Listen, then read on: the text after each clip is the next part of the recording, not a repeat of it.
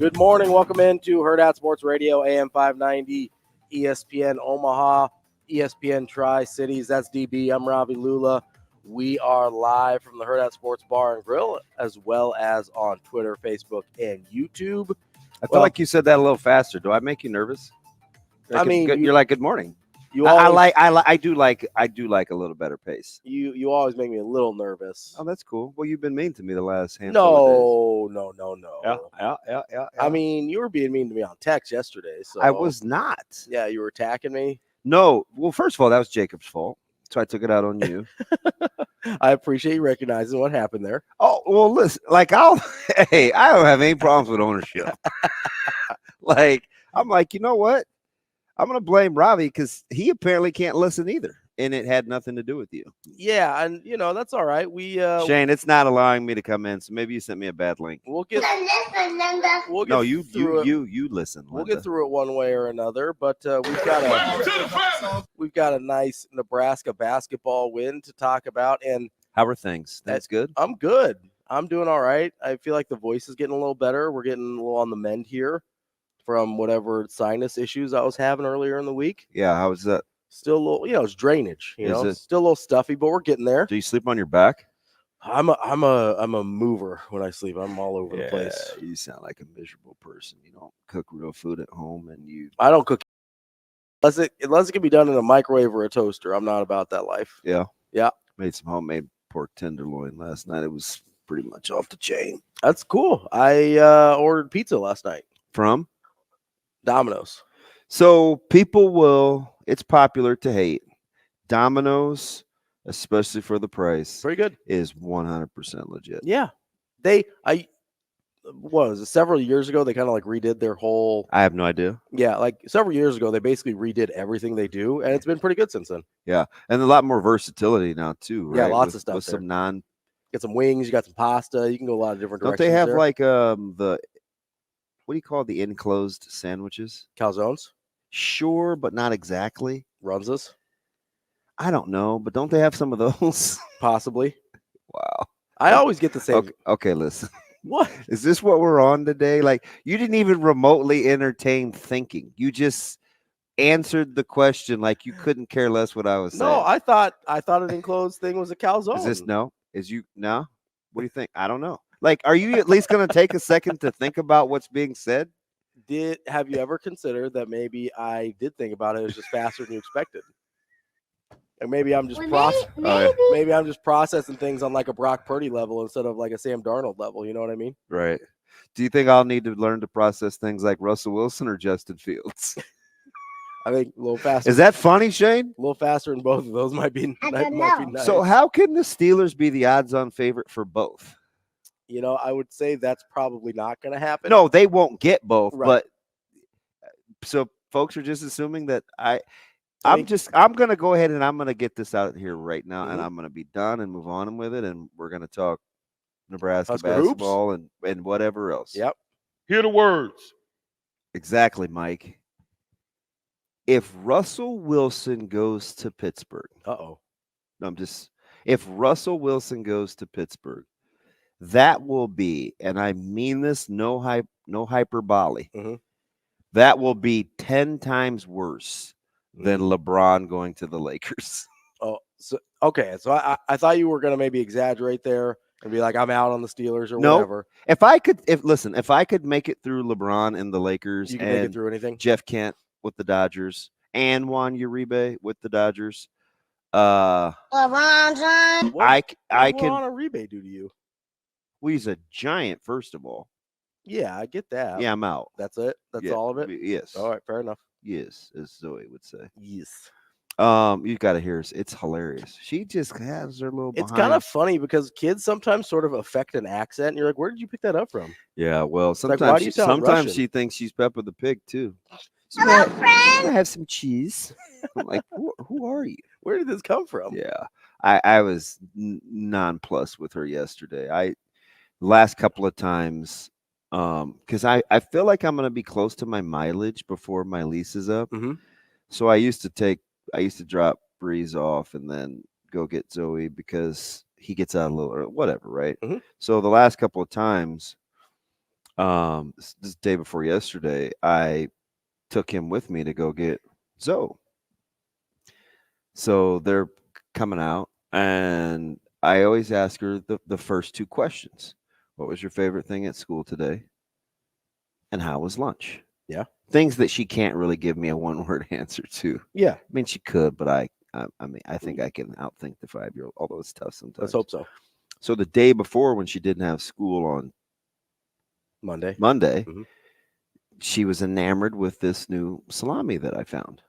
Okay, nice slice of cheddar. She likes the bread smushed flat. So sometimes I'll use my hand. Sometimes I'll just take a plate. Squish the bread. Yep. Okay. I cut the crust off. Loved it. Had 1.5. Like, that's a lot for her. Mm-hmm. She said, can you do the daddy, she calls them daddy sandwiches. Can you do the daddy sandwich again for lunch? Sure. No problem. Right? We read the menu every day, so I made her lunch. Mm-hmm. This little girl has the nerve enough to tell me that the salami tastes different today, Dad. I think you smushed it too much. Get out. To be fair, did you smush it too much? No. Listen. No. I worked hard at school. Get out of the truck. You got to go. She is the most finicky eater. It's the exact same thing. Yeah. Yeah. But, day before, day after, it's obviously different. That's kids. Yeah. So anyway, I'm out. I can't. In my heart, I love Sierra. Mm-hmm. As we transition back to Russell Wilson. Yep. She doesn't strike me as a Steel City kind of person. But I love. Not real blue collar. She's going to have to wear a few more clothes. You can't, Sure. Conservative, blue collar, hardworking. Yeah. Can't. Don't see it fitting in. I just can't ride with that, though. Mm. But can being around Mike Tomlin straighten you up? Okay, so what does Russell Wilson need? That's the real question. Because does he need straightened up, or does he just need somebody to what does he need? Because I don't know what fixes Russell Wilson. He wasn't bad last year. I don't want to start on that. I don't think he was bad last year. I think he's actually pretty good. I think he is a tough hang.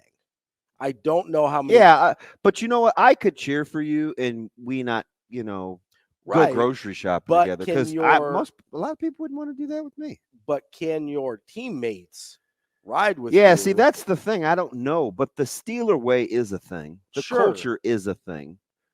I mean, they got rid of some really good players that apparently couldn't get, and they may get rid of another one. We'll see what happens with old Deontay. Pressing. But I'll what I mean, though. I'll take Justin Fields. If Justin Fields wound up in Pittsburgh, you take him over us every day that ends in Y. Is it just the track record? You think there's? I think Justin's Justin's going to go to work, and he's not. He's still a little malleable. Yeah, I think Russ is going to be Russ. Yeah, that's why I say I don't know what can fix Russ. I have a feeling that if you get Justin Fields with the right, that tonight's gonna be a good. That's right, Black Eyed Peas.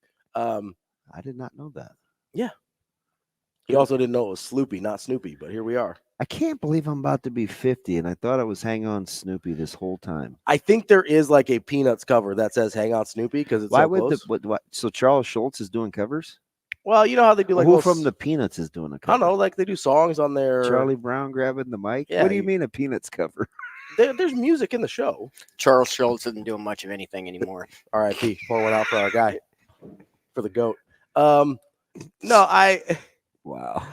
So, I think Justin Fields is definitely more malleable than Russell Wilson at this point. And you're not going to be annoyed by – I am annoyed by Russell Wilson's existence. Every time he speaks, I'm just what? Just stop talking.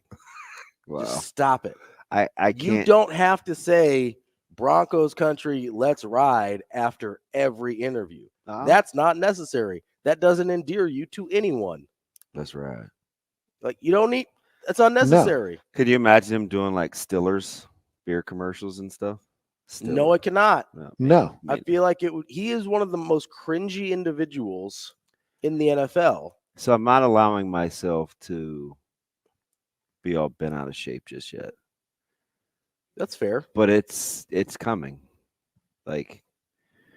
One of those is going to end up in Atlanta, probably. Yeah, I think those are the two teams right now. Where that makes the most sense. 1, 2 for So if you're so we're talking about Justin Fields. If you're the Bears, you're trading him, you're out. Well, I don't know if you know this. Are you a Caleb Williams guy? Let's start there. No, remember, I'm the guy that said I just you want to be in the interviews. Yes. Yeah. I love Caleb Williams' talent, but Sure. I don't know where his head's at. Yeah, and sometimes guys are just so eccentric that it just doesn't fit. Yeah. And I'm not saying, but I could see that. I don't know if that is, but I could see it. You know what I mean? Yeah. Like some guys just are such individuals. You know what my mom would say? He's an odd duck. Yeah. Like that's probably, it's like an older person, but that's kind of when I look at Caleb Williams, I go, he's an odd duck. Like, I don't know would he conform is such a strong word. But if you're going to transform, are you going to get the majority or are you going to be solo? Well, and conform is a strong word, but there is always a sense of, and people think of conforming as a negative. It isn't always, right? Conforming your behavior to the standard of whatever, not just the team is, but the NFL in general, right? The NFL has a different standard of behavior, and it's long standing for those that have success. Yeah, absolutely. In case you didn't listen to Johnny Manziel, which finally Shannon Sharp had a good club shake. Not Cat Williams this time. Not talking about shaving sideburns and Lulla. Just out. Said But Shannon. Hey, how about burns. this though? Shannon did acknowledge he's got dial it back. Yeah. There's no way he's listening to me, but I was like, you don't know. He might be. Yeah. So Johnny Manziel was extremely interesting. Yeah. But so there's a way I think to do business as a quarterback in the NFL that has some qualities that's proven and successful. Not very many people. Off the top of my head, long term, I can't think of anyone who has long term been successful and bucked that trend. Yeah. The closest is probably Michael Vick. No. But he also spent a good amount of time in prison in between there. Not what I thought you were going to say. What do you think I was going to say? Brett Favre. You ever talk to AG? I talked about like Brett Favre strikes me as the type of guy that maybe bucked a little bit of the conventional trend. But did he actually, or did it? I wasn't around him enough. Because from my vantage point, right, it seemed like, he maybe played the game a little bit differently, but I don't know that in the locker room, I don't know. I don't know. That's what I mean. I didn't ever get the sense that, he's a weirdo outside of football. Like I do now. I was going to say. You kind of have to be out there to commit, like Social Security. And all of a sudden we're just like not talking about. Anyway, we're going to stick to. But the other guy, another Green Bay guy is Aaron Rodgers. He's a weirdo. No, but I think the dude went to work. He did. Was highly smart. Yeah. Didn't seem to have a lot of other interests that were distracting him from doing his job. At the time. I believe he has gotten distracted. Psilocybus is fine. Or psilocybin, or whatever. Psilocybin. That's the shrooms. And darkness retreats and ayahuasca and Dayton Shailene Woodley and Danica Patrick. And, okay. He seems like he's gotten a little distracted. Okay. And I can make the argument that for his talent, he was just an MVP 3 years ago. Yeah, but I can make the argument that for his talent level, one Super Bowl, disappointing. Ooh, tough crowd. Can I make that argument? Are you buying that? At first blush, yes. For his level of talent, yes. That's a disappointing career for him. Sure. I think so. I feel like you're twisting my bad arm, but I'll ride with that. I think that's reasonable. Like for Drew Brees' talent level, one Super Bowl makes sense. For Aaron Rodgers' talent level, who a lot of people say is one of the most talented guys at that position ever. There's a good chance, it's in the high 90s, that if I have a quarterback prototype that I'm building in the lab, it looks a lot like Aaron Rodgers. And only get one Super Bowl out of that guy when Eli Manning has two. I feel like you're going to bring this back to the Steelers again, because that one Super Bowl reference is really going to upset me. Sure, sorry. No, you're not. You're such a liar. No, but listen, I honestly, it didn't even connect in my brain that they beat. Of course, yeah. How you talk to me reckless off air. Black and yellow.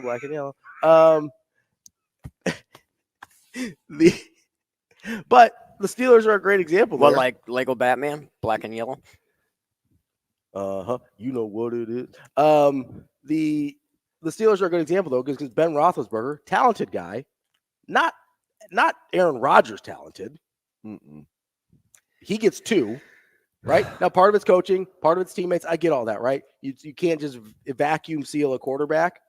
But if I give you Aaron Rodgers in a draft and say, yeah, you're only going to get 1 Super Bowl with this guy, you'd be like, wait, what? You'd be like, what do you mean? I get 1. Brett You got to Favre? be continually pressing. I don't know how that's relevant. But like Brett Favre makes sense to have Stand 1 the gas. because he was a little So he was a little reckless, right? So can I go back to something and bring this back to Nebraska basketball with conventional wisdom? Absolutely. Let's do it. Because this was upsetting to me the last couple of days. It was very upsetting. We were fighting about this a lot. And anybody that was in my path, I was fighting with. But mostly me. Well, you just happen to be closest to me. So we're talking about this whole conventional wisdom and how people traditionally think, and this is how it is. And how the committee has not put in a team. So, without no, a I'm just talking about the quarterbacks. Right, yeah. Right? But this is how I feel about the committee. And this is what I was trying to explain to people. Okay. And I kept hearing it hasn't been done, and you do realize, and I kept saying this. I firmly believe this, because I'm going to give you the counter argument, which is how I always construct commentary on radios. I'm not going to say I don't lose a ton of debates, but like in I'm either going to admit, hey, you got me, or I'm going to bury you, because I like to work backwards. Okay, so you're working with the counter argument. I'm working with the counter argument. And then going back to disprove why that is not valid. Same way that we're going to get into with the playoffs. Why I told you better get some conference uniformity before you expand. And everybody thought I was anti-expansion. I'm not anti-expansion. I'm anti-chaos. Fair. Like right now we're on the verge of chaos. And we're about to chase dollars and then tell people it's about something different. That's a whole nother segment. Fair. The committee never had a team. Without a conference road win, hasn't been done. And I said, it's not a rule. It is a trend. Fair. So let's have the conversation with Nebraska basketball, because there's no question this is a tournament-worthy team. I agree. Okay? So if we start with that supposition, I don't really want to get into why the road win is all of a sudden the magic quantifier. Why? Because you cannot tell me, let's just take last night, for instance. Yeah. No, let me give you the worst argument first, because I'll get you to come over to my team without even the good stuff. Okay, sure. If the final 2 road games were against Ohio State and Wisconsin, and Nebraska didn't win either one of those and still didn't have a road win, okay? And I want to go back to the neutral site thing. Had beat Indiana in Missouri, right? Not in Bloomington. Is that an indictment? Does that tell you more about Nebraska as a basketball team going forward? Because they wouldn't have won on the road? No. Did beating Indiana in Bloomington, watching that game at 51-31, you're watching that basketball game and you're like, oh, let's now have the real conversation of Nebraska being in the tournament because they won at Bloomington? Nope. Did it change your thought process on Nebraska one iota? Nope.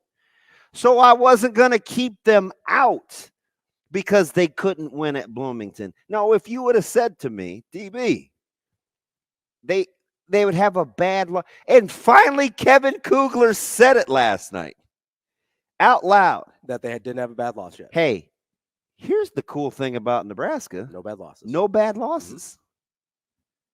I'm not disagreeing with you on any of this, and I haven't disagreed with you on any of this. But we still haven't got to the point where you're vouching for the committee. I'm not vouching for the committee. Pick the synonym. If you're not vouching, if you're not rationalizing, if you're not writing with, pick me another synonym while you're going to give me the committees, while you're going to rationalize what the committee could see. I'm not rationalizing what pick the a synonym. Could see. I'm saying that pick a synonym. Hold on. because you're trying to back me into a corner. No. Yeah, no, you are, because you're trying to say I agree. If you're not No. doing if you're not doing it, then what are you just tell me what you're doing. You're trying to say I agree with the committee, and I don't. What are you doing? What I am saying is you don't make the selection. What are you doing with the committee? I need to know where you're coming from. I'm acknowledging their stupidity. That's what I'm doing. You feel you're okay with that? I'm not okay with it, but it's real. Okay. Like, just because it exists doesn't mean that I'm like, yeah, that's cool. Okay.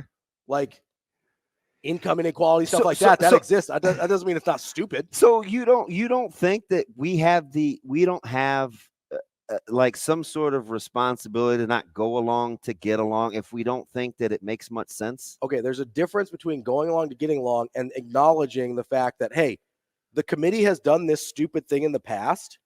I don't trust them to not do the stupid thing again. So it's like you'll have a conversation. You'll sit down with the committee members and you'll say, hey, listen, I know that the trends, it's never been done, the road wins, and I understand you wanting to leave, but in this case, Nebraska out. But tomorrow, if they beat Indiana on the road, in your eyes, that's a tournament-worthy team now. In there, because I don't think they're looking. No, listen, hold on, because you're trying to nail it down to just being Indiana. And I don't care if it was I gave you options, though. Hold on. I gave you options. I said if it was Michigan and Wisconsin. I said if it was Ohio State and Wisconsin. And I don't think they care who the road win was. I don't think they care if it was Michigan at the end of the season. I don't think they care if it's Ohio State next. I don't think they care if it was Rutgers or Minnesota. And you think that's a productive conversation? No, I don't think it's a productive conversation, but I think it's a real conversation. That's the difference. Okay. I think that is the real conversation happening in the committee room, because they're going to say, okay, because when you're on the bubble, they're not looking for reasons to get you in. They're looking for reasons to keep you out. Nebraska was on the bubble heading into last night? I don't know, because I don't know how the rest of the season plays out. Okay. Right? Like, I don't know what the last 4 games hold. No. Can we acknowledge that Nebraska was in going into last night? Yes. Okay. But you don't make the decision 4 games before the season's over. I got to stay in the moment, though, don't I? I don't, though, because I'm trying to figure out, are they going to be in when the season's over? I don't care if they're in now. That doesn't do me any good. So the next thing that you have to say is it's not about road wins. It's about not having bad losses. No, the next thing I have to say is it's not about bad losses. It's about not going 0 for conference on the road. Oh, Lord. In the committee's eyes. Okay. We're going to keep arguing coming up next. Welcome back to Hurrdat Sports Radio here on AM 590 ESPN Omaha, ESPN Tri-Cities. We're live on Twitter, Facebook, and YouTube as well. Coming up on the show, we're going to have Ricky O'Donnell from SB Nation. He covers all things basketball. We will have him at 8 o'clock. Brian Edwards, our Vegas insider, at 8:45. And at 9, we will have Michael Bruntz from Husker 24/7. Also going to see if we can squeeze in a little Hurrdat hot seat at the end of the show here. Damon, I feel like I stay on the hot seat. You're the one grilling me over here about the committee. No. You're trying to back me into corners, Nobody puts baby in the corner. What about Ravi? Does anyone put Ravi in a corner? Heck no. I know nobody puts this guy in a corner. We've got on the War Horse Sportsbook hotline calling in a guy you may have heard of, Michael Severe. Michael, what's going on, man? Oh, okay. He's busy yucking it up with Shane. Are we going to, you put him. Hello, friend. Hello. Shane. Hey, I didn't get an introduction. I heard it all of a sudden just popped up. I'm like, wow, professional. Good job. No. Ravi said, maybe you've heard of this guy. I gave you an introduction. Michael Severe. I gave you an introduction, but Shane's over there just chatting you up over there, so you didn't hear that. A lot of testosterone rolling this morning. Shane, once you was ensuring that you could hear me. I wanted to make sure it sounded okay because I'm out walking the dog, and I just turned the corner, and there's the interstate, so I wanted to make sure you could hear me okay, so I could ask my question. Oh, okay. Let's fire away. What do you got? What do you got for us, Apostrophe? All right. So we kind of talked about this once before years ago, but I'm sitting in the Oscars, the Omaha Sports Commission board meeting yesterday, just talking about who we're picking for, who's going to be best sports male athlete, all that stuff. And Stu Pospisil, longtime Omaha World Herald journalist, yes, historian of high school sports, yes, said out loud, Rhett Prince is the greatest high school basketball player in Nebraska history. And I want to ask the question, is that true? No. It is that? No. Which one is it? Is it Jeff Shepard? She's in the discussion. I think you maybe have to take a look at Martise Ivy. And then what is that? Shatrice Wright, right? She was fantastic. Now, I will say this because I will say this, and it's my Caitlin Clark argument. Britt doesn't have a lot of comps the way that the game is played. So, like, if you wanted to just tell me she's doing more of the game than anybody else before her, I would say, oh, okay, that makes sense. She can handle it. She can shoot it. The 3-point line is in full effect. So she may be the most dynamic. I don't think it's laughable because she's. Yeah. Well, you know what I mean? It's kind of your argument. We were having this conversation about Nebraska running backs, right? That's kind of your argument with LP is he can do all the things on the guy that the guys below him on the list can do. Like that's the argument for Britt Prince. Is she can do all the things that everybody else you named can do. Yeah. Come here. Martise, I think. But as a pure basketball player who probably, I'm assuming, didn't have the 3-point line when she was playing, Ivy was a more dynamic scorer. Yeah, I just don't think. I think Martise Ivy was the better. Like, if I had to win a game, and I grew up, the only time I took the city bus, the only time I've ever been on a city bus was to go to Central with my sister because she was playing.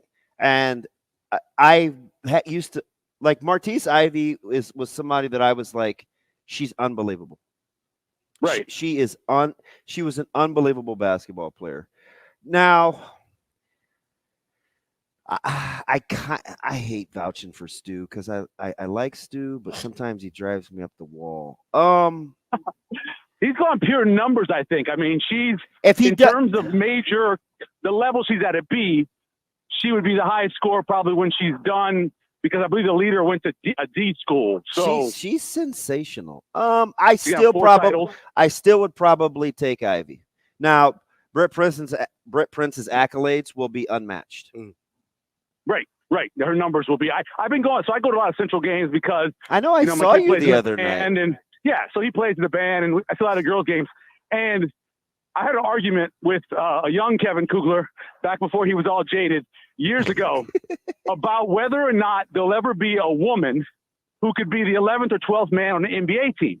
Like if they could have the skills, the physicality enough. I referenced some of the girls I covered back at Louisiana Tech and how good they were athletically, and then some people that were LSU. But anyway, we had that conversation. I know I was on the hard side of that argument that you could. But I was at the game last night at Central's game, and their point guard, who I believe is going to Butler, or she's going someplace in the Big East. You talking about Anaya? Yeah, the girl with the awesome hair. Yeah, she is fantastic. She's not tall enough, obviously, but a person with her skill set, like she can shoot a three from anywhere. She has tremendous. Her handle is unbelievable. Yeah. So you realize she played against boys. She's a T&E. She's a T&E product. She played against boys until she was in the 6th grade. I completely believe it because she's thick enough and strong enough, and her handle is ridiculous. They tried to press her with literally every other girl and 2 off the bench, and she just went right through it. Yeah, and was throwing no-look passes. I'm like, so if there's a girl like with her skill and a little bit more height, then maybe. But she's the most dynamic person I've seen play so far this year. But I haven't seen Brett Pearson. I haven't seen B schools. I've only seen the A schools. I'm here to vouch for Prince. She's amazing. I watched her give Maya's team. In middle school. Mm-hmm. She gave Maya's team 40, and she was a grade younger, almost 40. Oh, yeah. Like she's legit. I wouldn't probably fight Stu over that because of her accomplishments, but I still probably would take Ivy because I think if you let Martise, and I just saw her at Metro Holiday tournaments, if you let Martise kind of pick up a ball and hop into 2024, she could play this. Right. She was way ahead of her time. Yeah, that's the key. Can you put them in this time at that age and see if they could play at the speed and the 3-point level of this game? While I have you here for another 3 minutes and 20 seconds, can I just pick your brain for a second?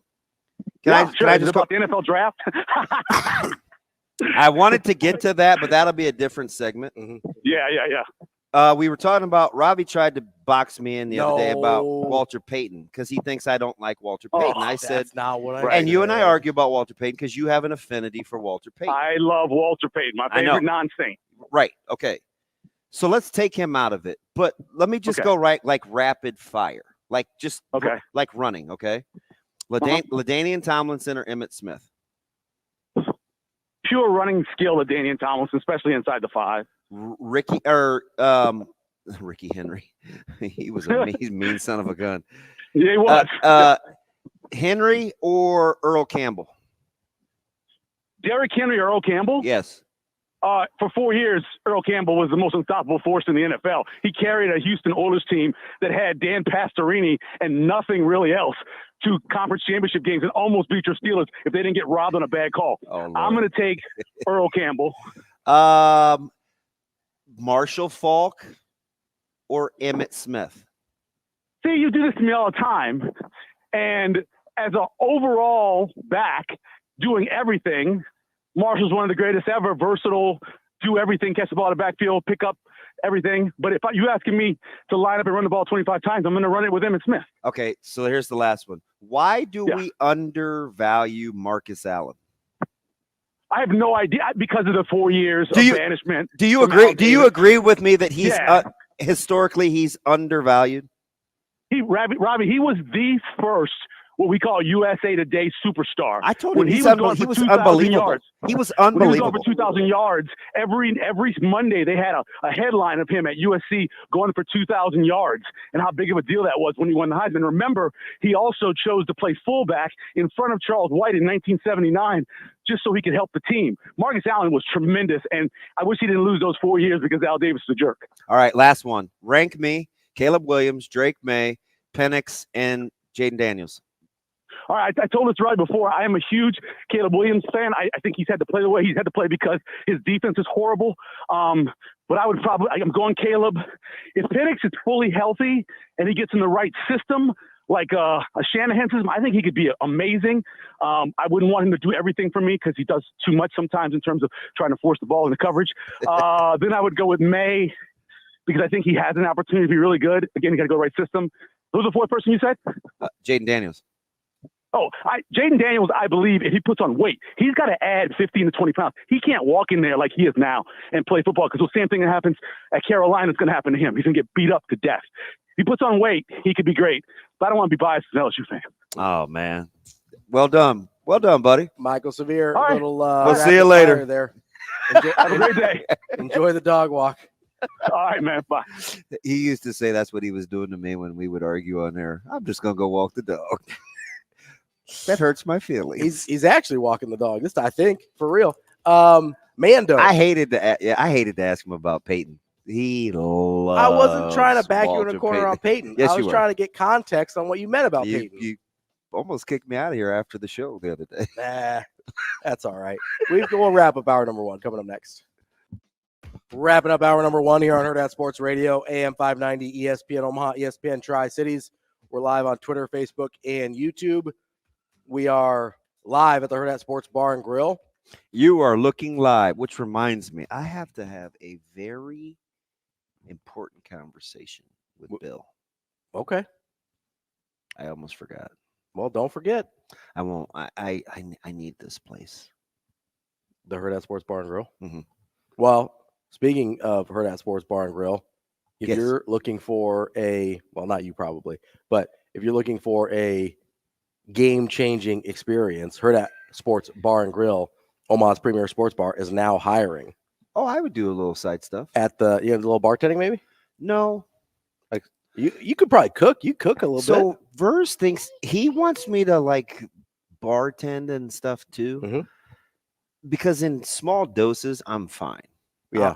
I'll talk With and people? I'll be Yeah. Yeah. But over time, like Mhm. I just can't see it. I could do the mindless stuff. Like I could clean, I could straighten up. The menial, like just not the menial labor, but you know what I mean? Kind of the monotonous, that's the word I was looking Yeah, for. like when I wasn't working, Mhm. I would go and he'd say, "Hey, do you want to come vacuum?" I'd say, "Sure." Yeah, all about it. Let's do it. And I would put the chairs on his tables. Mhm. He's like, you don't have to do all that. And I'm like, If you're gonna do it, if I'm gonna do it, I'm Yeah. gonna do it right. do it right. So yeah, I would come work, and it's close too. It is close. Well, if They could pay me in food. I'll listen. I'll trade for budgeted items. Well, if you're looking for something and you haven't heard, Hurrdat Sports Bar and Grill, more than just a sports bar. From the elevated pub fare and handcrafted pizzas to a diverse range of craft spirits and classic cocktails, live events and shows, there's something for everyone. Currently hiring for all positions. Hey, and you could watch television. Oh, so you got some games going on as long as you're getting your work done. I'm in. Can I could apply. You gotta ask the boss man. Is Join. that conflict of interest? I don't know. We'll have to see. I've never looked into it.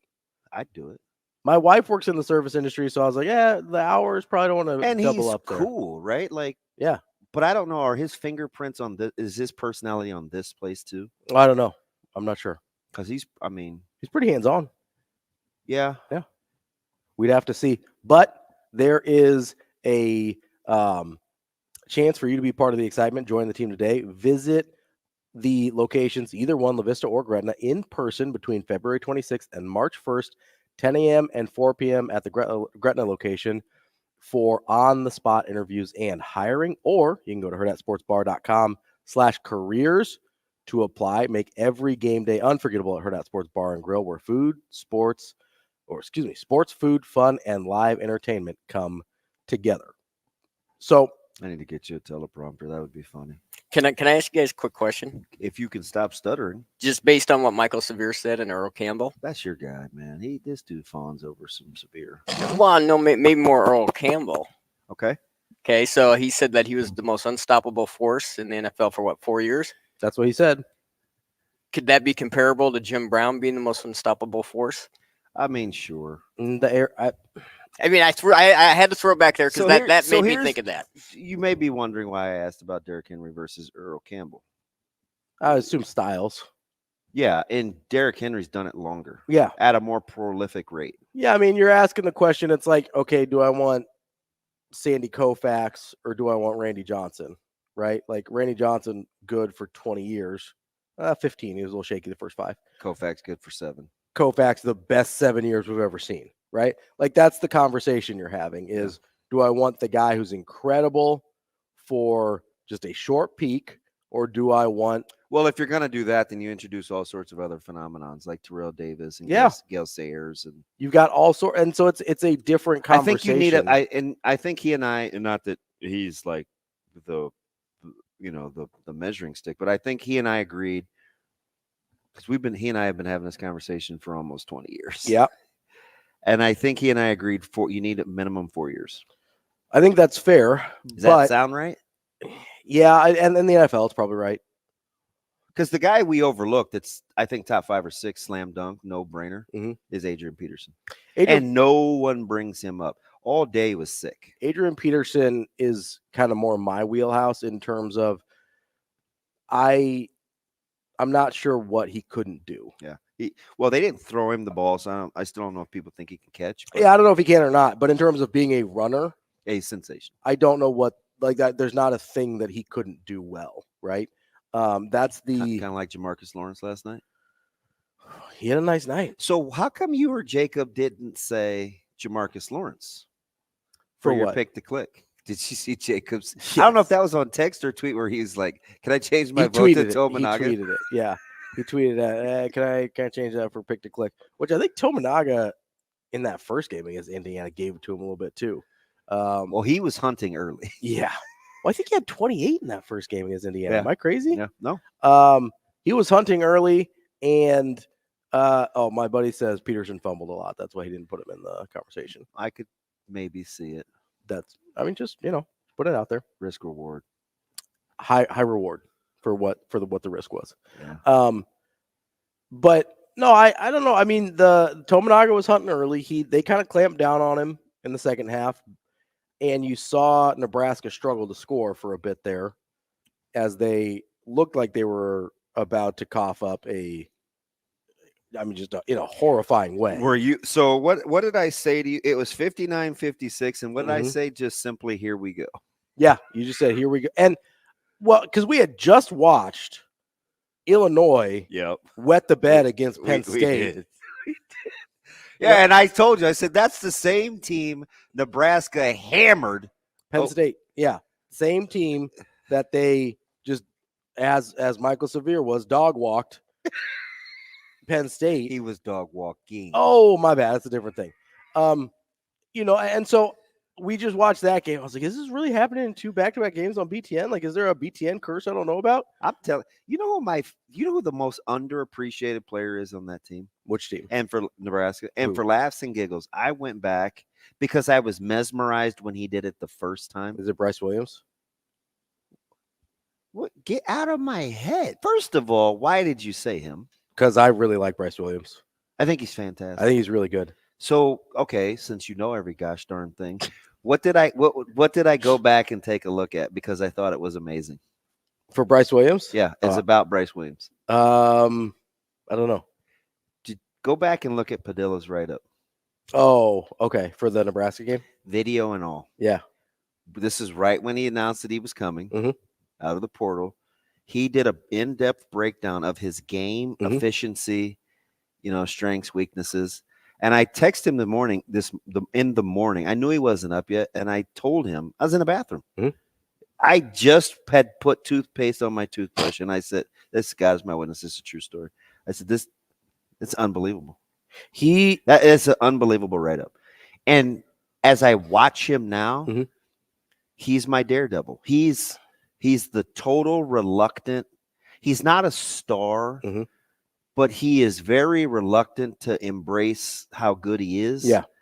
But he is fantastic. We did this really silly exercise, Andrew and I think we did the week before you came back.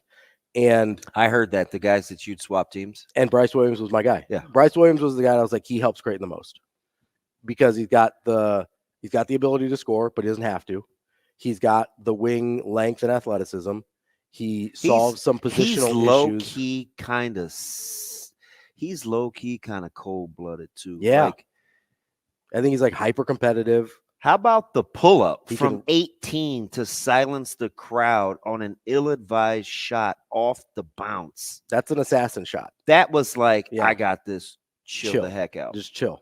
I think that made it 61-56 or somewhere around there. Yeah, I didn't love the shot. No, terrible shot selection. I think it was early. And he walked away from it like he knew it was bottoms. And, so he obviously has that ability. He rebounds. He's a great foul shooter. He is I think probably my favorite player on Nebraska. I think he's sensational. He's really, really good. Good player.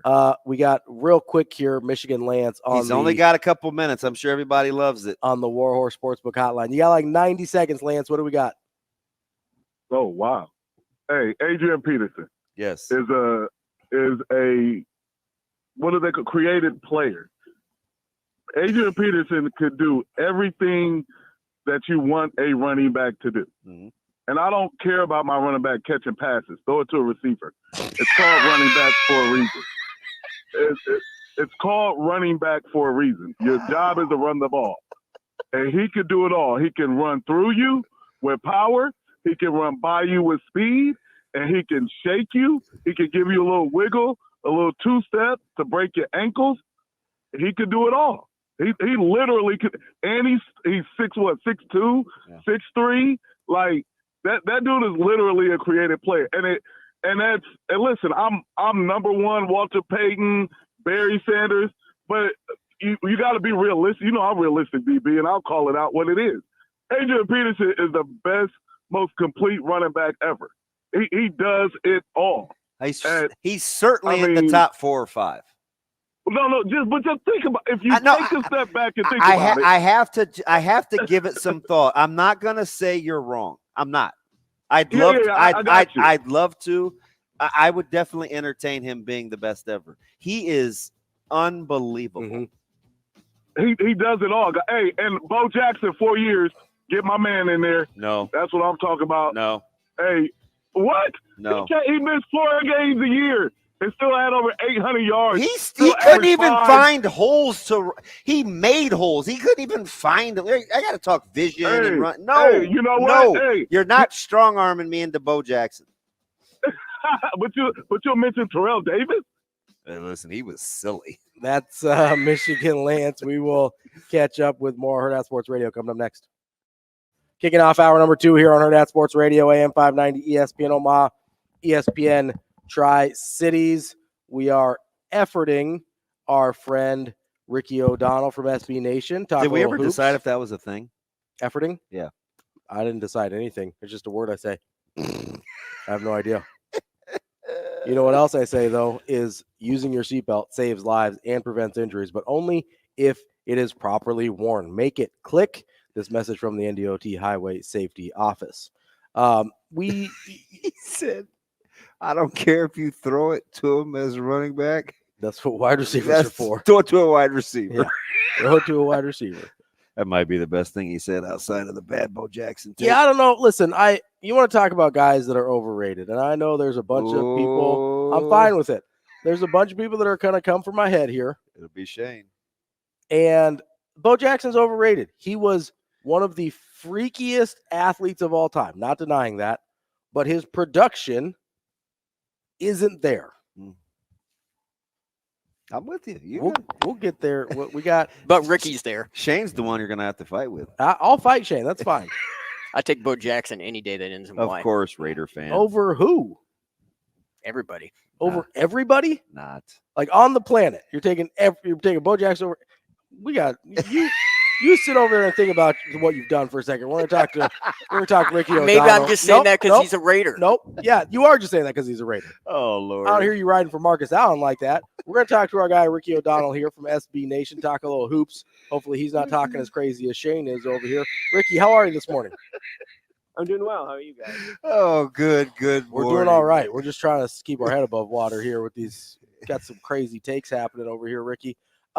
I have to. Let's start with. I want to start with Creighton. They had obviously the big win over UConn on Tuesday night, and really, up to that point, UConn had kind of been the only team that I trusted in terms of being good on a night in, night out basis. As Dan Hurley says, they ran into a buzzsaw at Creighton. How do you process that in a year where, Purdue loses to Ohio State, not a very good Ohio State team, after Chris Holtmann gets fired? I mean, is this just a year where you don't really trust anybody? Yeah, I think it's a lot of that. I also think it's a credit to Creighton, which just has a really tough team to defend, even if they haven't been super consistent the entire season. Yeah. The thing that jumped off the floor watching that game is the movement shooting of Creighton, particularly of Stephen Ashworth, really presented like a new way of beating UConn that you don't see a lot of teams be able to do. Some of these UConn guards with pretty stellar defensive reputations, like Stephen Castle, they just had a hard time tracking the shooters around multiple screens, and credit Creighton for knocking down the shots. So I do think part of it is like a lot of these teams now are older than they were when I was talking to you guys 5-6 years ago because of the COVID year. Yeah. Of, the NIL and the rules of transferring. So, the way you build teams in this sport is a little different. You got super seniors all over the place now. And I do think it's leveled the field a tad. And really, it's just made team fit more important. And, that Creighton team, for example, it does seem like all the pieces fit together pretty well. They might not have, like, what you would think of as a true point guard this year, but they have size, they have shooting, they have a rim protector. These are the elements of basketball that you typically need. And I think, there's a lot of factors for why it's been a level playing field this year, but you still need a basketball team that can fit together. Let me go to a conference that the Jays actually surprisingly had a little trouble with, maybe surprisingly early on, but now as you watch it play out, we got into this conference strength talk, Ricky, the last couple of days on the show, and the Mountain West keeps creeping up. When you look at the Mountain West and its conference strength, even a team like UNLV, and I know they just hammered a bad Air Force team last night late, but are you a believer in the Mountain West in their conference strength based on the metrics? Yeah, I think that, the Mountain West, they have some really interesting talent in that league. It's tough for me to say if I really believe, like, they're going to have multiple teams going deep runs. But, man, like, it seems like the most talented the conference has been from a player perspective in a few years. Like, Isaiah Stevens has been one of the best guards in the country for Colorado State the whole year.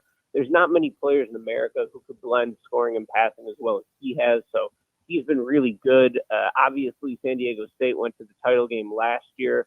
They maybe aren't the same, like, juggernaut they were a year ago, but they're still a really solid team, so much experience. Ledee has been one of the better Jaden players Ledee in is America. tough. He really is, yeah. He's been phenomenal. He's still got Lamont Butler back. And then I've loved these New Mexico guards, too, the entire season. I think that they're really exciting, just being able to attack you off the dribble with Donovan Dent, with House, with Mashburn Jr., so Toppin is a great freshman for them, too, who's, like, breaking all of the all-in-one metrics. So I really like the Mountain West. It's tough for me to sit here and say, like, they're going to send multiple teams to the second weekend. I'm not sure. I'm interested in what you guys think on that, but certainly it's been a really fun conference to watch this year. So I think the consensus was maybe there's a little it's not even recency bias, it may be regional bias. I think Ravi probably landed at putting the Big East ahead of the Mountain West and the ACC. So probably, I think, third or fourth. Yeah. I think we liked the Big East as much as the Big Ten. Would you make that argument? Sure. Yeah. I think that, those two teams are neck and neck on the KenPom, or those two conferences are neck and neck on the KenPom rankings right now. So you could probably go either way. But to me, like, coming into that Creighton game, I thought UConn was the most complete team in the country, especially after the way they hammered Marquette. Mm-hmm. But the Big East just has a lot of talent up and down. Even if you look at, like, what Kim English is doing his first year in Providence, where Devin Carter has really popped into being one of the best guards in America. After the Hopkins injury, that's still been a really good team. So I think the depth of the Big East maybe puts them a little bit ahead of the Big Ten, but I think that those two conferences are pretty close in quality this year. The coaching prowess in the Big East is kind of silly, especially with the Holloways and the English. Like the young guns kind of holding their own just adds to the depth. Let me ask you about a team that on good nights, they show you flashes of, oh my goodness, like I could really see the Fighting Illini make a run. And I know coaching gets a little bit of a ding from the national pundits with Illinois. They wet the bed last night against Penn State. But when you look at Illinois, what are they missing? Because on paper within this conference, they seem like they should be right there. Yeah, I think it's a really good team. It's an interesting team because they don't have a natural point guard. When you watch them, it feels like Marcus Domask, who's about 6'6", 6'7", he's initiating the offense a lot. Terrence Shannon, now that he's back on the floor, he'll try to attack in transition with, sort of early offense opportunities. They don't have, like, that traditional floor general. Man, I go back to a couple years ago when they had Brandon Pajemski and wouldn't play him. And then last year, it was the same problem. They didn't have a point guard the whole year. They brought in Sky Clark. Clark leaves the team in the middle of the season, and they were missing the point guard last year. They're kind of missing it this year, but it does feel like with Domask, they do have, like, another option, some of the other transfers, to like set the offense up in the half court. What's interesting about them is, like, you look at someone like Coleman Hawkins, he can stretch the floor out pretty deep. He's had a couple games this year where, he's knocked down multiple three-pointers. He did against Penn State too, but they still lost. But I just think they put a lot of shooting on the floor. Shannon, to me, is like one of the fastest big wings you're ever going to see. At 6'6", he just has absolutely elite speed. So I think they're a good team. They're maybe not as tough inside as you would like, ideally, and they don't have that traditional point guard half-court organizer, but it's a team with a lot of talent, and I think they have a ceiling to be able to win multiple games in the NCAA tournament for sure. We're talking with Ricky O'Donnell from SB Nation. Ricky, I've been asking a lot of people this question this week, and I don't know that we've landed on a good answer yet, so I'm going to ask you as well. Who is the worst team that can win a national championship this year? Wow. The worst team that can win a national championship? I got to think about that one. You're putting me on the spot. But, like, if I'm just looking at the KenPom rankings right now, this is going to feel like a cop-out answer. But right now, Kansas is 17 in the KenPom rankings. That's what DB said. DB said Kansas. I did say Kansas. They can absolutely win the national title. My thing with Kansas is it felt like they had 4 players the entire year when they were starting Marco Jackson as their 5th starter. Since they flipped to Australian freshman Johnny Furphy, it just feels like it's a little bit of a different team. Now, I know that they've almost been more uneven in those games. It feels like, they win one, they lose one the entire season. Yeah. But to me, Furphy is exactly what they needed. He has great tools as a 6'9" wing, super long arms. He doesn't command the ball, and he just spaces the floor, knocks down threes, runs in transition, and is able to sort of like muck up the passing lanes with his length. So I'm dropping a mock draft at SB Nation tomorrow. One of my hot takes is I got Furphy as a lottery pick. I think in a bad draft, there's someone who can like play off the ball with that length and shooting and play in transition could be really good. So I like what Kansas brings to the table. I do wonder, like, do they have a true like on-ball initiator? It seems like, they're not going to create a lot of looks for themselves off the dribble. They're like heavily reliant on passing guys open. So that does scare me a little, but I still think they have a championship ceiling despite, sort of an uneven second half of the season at this point. All right, Ricky, you brought up your mock draft, so I'm going to take that as an opening. I'm going to hop in here for a second because I love a mock draft. I look at Creighton and some of the guys that were looked at as potential NBA prospects coming into the year, Trey Alexander, Ryan Kalkbrenner, Baylor Shireman. Are you surprised at all at how much, at least from what I've seen, how much Baylor Shireman has improved his NBA stock as an older guy? Usually by the time you're in that 4th or 5th year, people have kind of made up their mind about you, but it seems like he's taken almost like a sophomore or junior year leap this past season. How do you kind of, I guess, where do you put him, and how do you process the fact that this is this dude who's obviously older, but he's gotten a lot better over the last 12 months? Yeah, he's really good, and he fits just into, what you need to do to be an NBA role player, which is space the floor, be a quick knockdown shooting threat, and open up the middle of the floor for the stars. And really, like, as much as the mid-range game has come under fire in the NBA, it is the domain of the superstars. Yep. Shai Gilgeous-Alexander scores in the mid-range. He doesn't even have a comp. I'm glad you used him. His game, it defies all basketball analytics. He is herky-jerky, to put it lightly. He's just like... It's unbelievable. We like to call that a funky game. His tempo and change of pace, like you can't even teach it in an instructional camp. Absolutely, yeah. And you know what makes it really hard to defend, especially when he's doing that with 4 shooters around him. So I think, like, just coming back to Shireman, it's just this era of the game now. You need shooting. Part of me, it like bums me out. Like, I do wonder, would Zach Randolph be able to play in this era? Would Tony Allen be able to play in this era? Guys who are really good, well-rounded, special players, but they just didn't have like the high-volume catch and shoot ability. And now you kind of need that to complement your stars. Anyways, that's a different tangent for a different day. But Baylor Shireman can knock down a shot. He's got good size at 6'7". He seems much stronger now than he was before, earlier in his career. So I think his all-around game has improved. And, he'll have a chance to earn his NBA shot for sure. Ricky, I hadn't felt comfortable in the last week having this conversation that surrounded Nebraska. I felt like, and I think I can be pretty objective. I felt like they were in the tournament, and I understood the talk about needing a road win in conference and is unprecedented. Nobody had ever done it.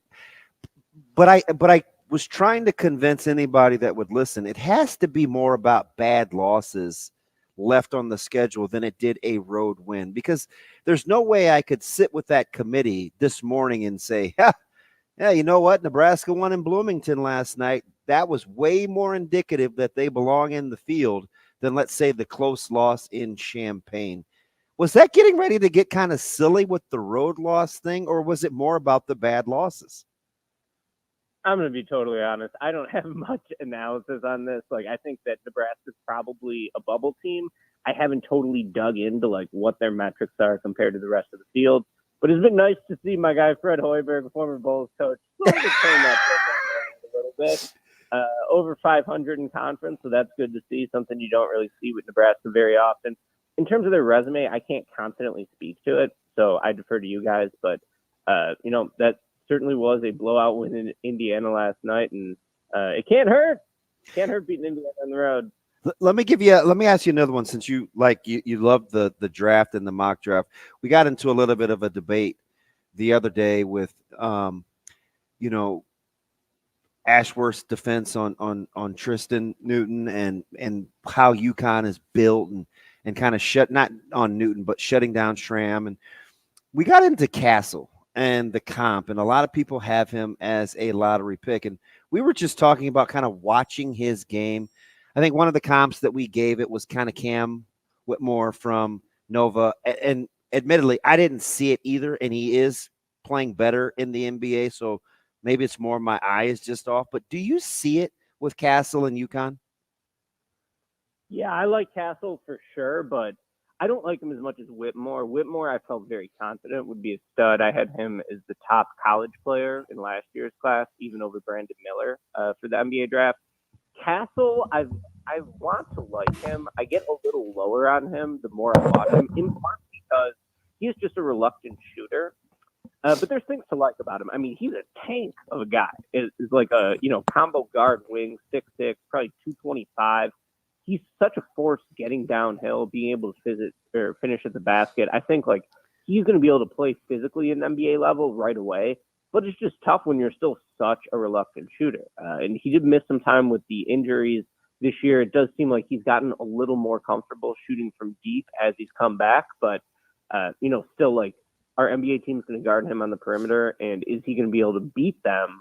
If they don't, I'm not sure about that question. I do like his all-around defensive versatility, though. To me, that's a guy who could guard 1 through 3 in the NBA. It's a guy who can get downhill and finish. So if the jump shot comes around, I believe in him, but I think that, he's not a great free throw shooter either. I think, it's going to be a major work in progress for him to continue to build a jump shot. Speaking of which, tougher transition for a couple of Player of the Year candidates. One's the odds-on favorite. The other is the other's in the top. Yeah, we got you. You there, Ricky?